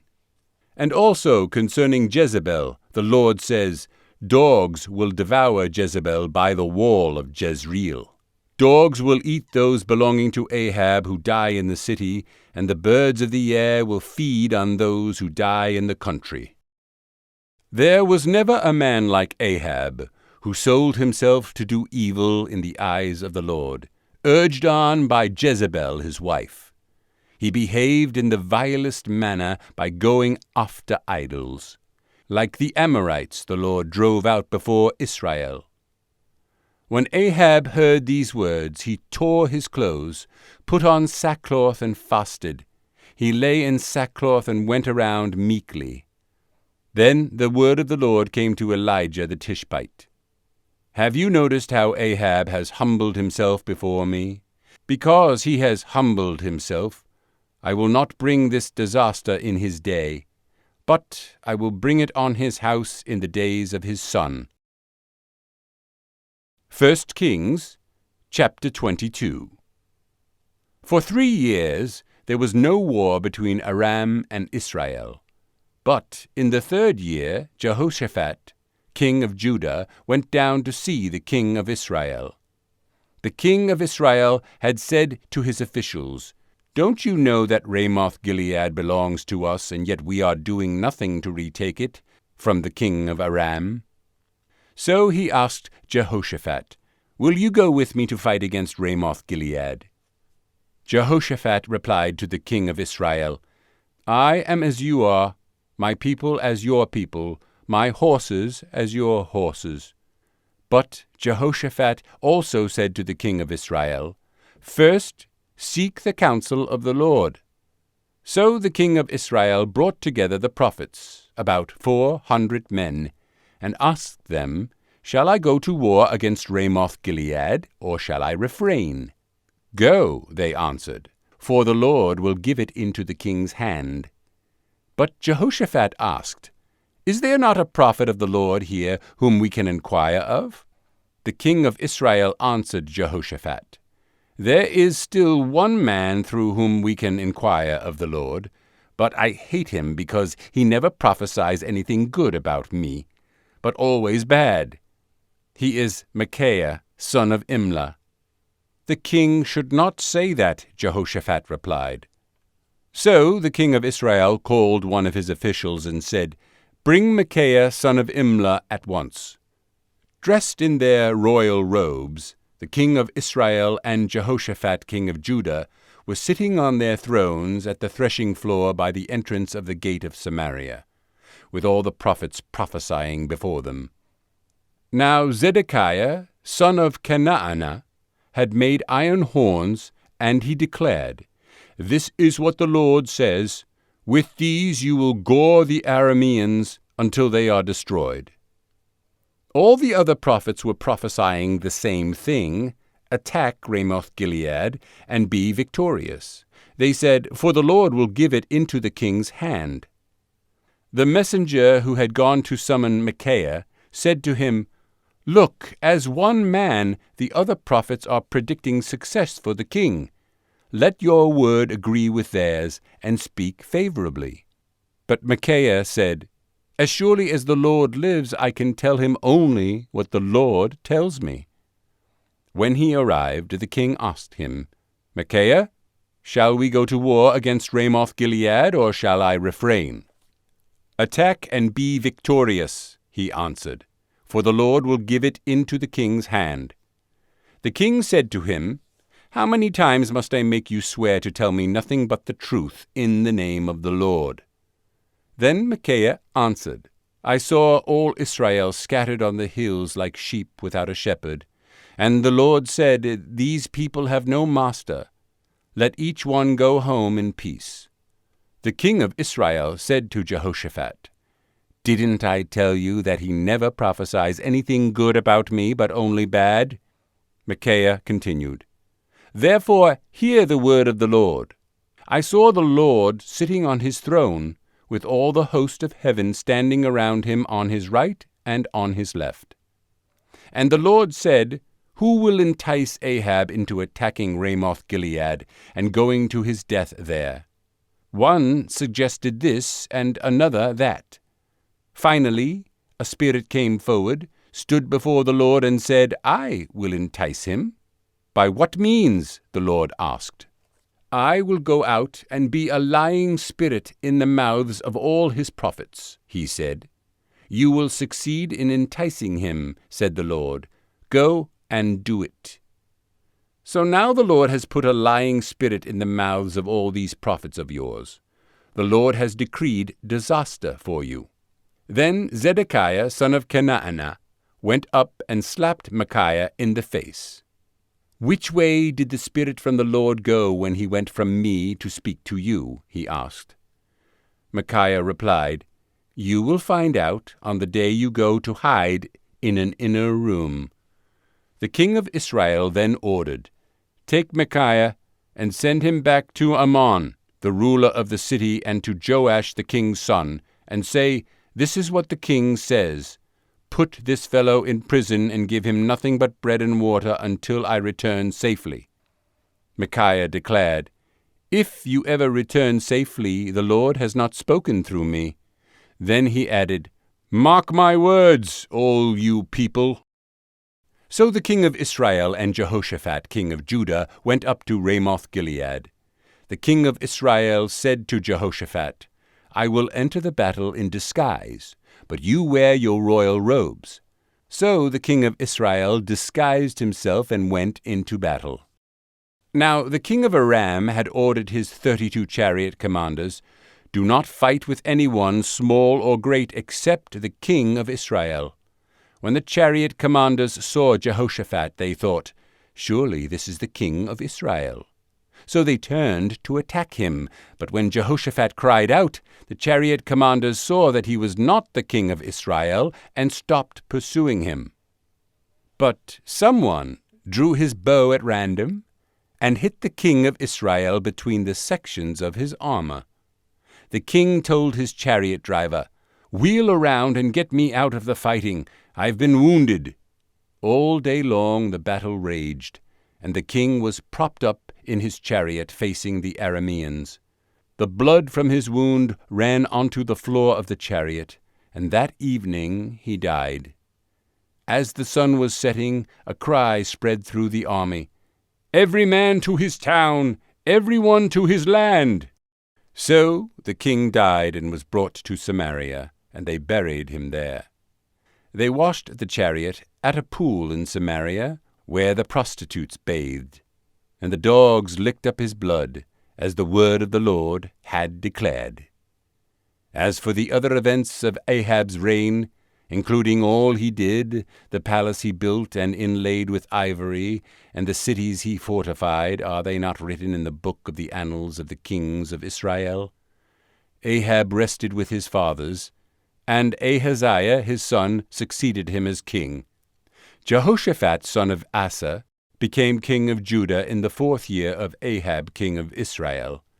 Jehoshaphat was 35 years old when he became king, and he reigned in Jerusalem 25 years. His mother's name was Azubah, daughter of Shilhi. In everything he walked in the ways of his father Asa, and did not stray from them. He did what was right in the eyes of the Lord. The high places, however, were not removed, and the people continued to offer sacrifices and burnt incense there. Jehoshaphat was also at peace with the king of Israel. As for the other events of Jehoshaphat's reign, the things he achieved and his military exploits, are they not written in the book of the annals of the kings of Judah? He rid the land of the rest of the male shrine prostitutes who remained there even after the reign of his father Asa. There was then no king in Edom. A deputy ruled. Now Jehoshaphat built a fleet of trading ships to go to Ophir for gold. But they never set sail. They were wrecked by Ezion-Geber. At that time Ahaziah, son of Ahab, said to Jehoshaphat, Let my men sail with your men." But Jehoshaphat refused. Then Jehoshaphat rested with his fathers, and was buried with them in the city of David his father. And Jehoram his son succeeded him. Ahaziah, son of Ahab, became king of Israel in Samaria in the 17th year of Jehoshaphat king of Judah, and he reigned over Israel 2 years. He did evil in the eyes of the Lord, because he walked in the ways of his father and mother, and in the ways of Jeroboam son of Nebat, who caused Israel to sin. He served and worshipped Baal, and provoked the Lord, the God of Israel, to anger, just as his father had done.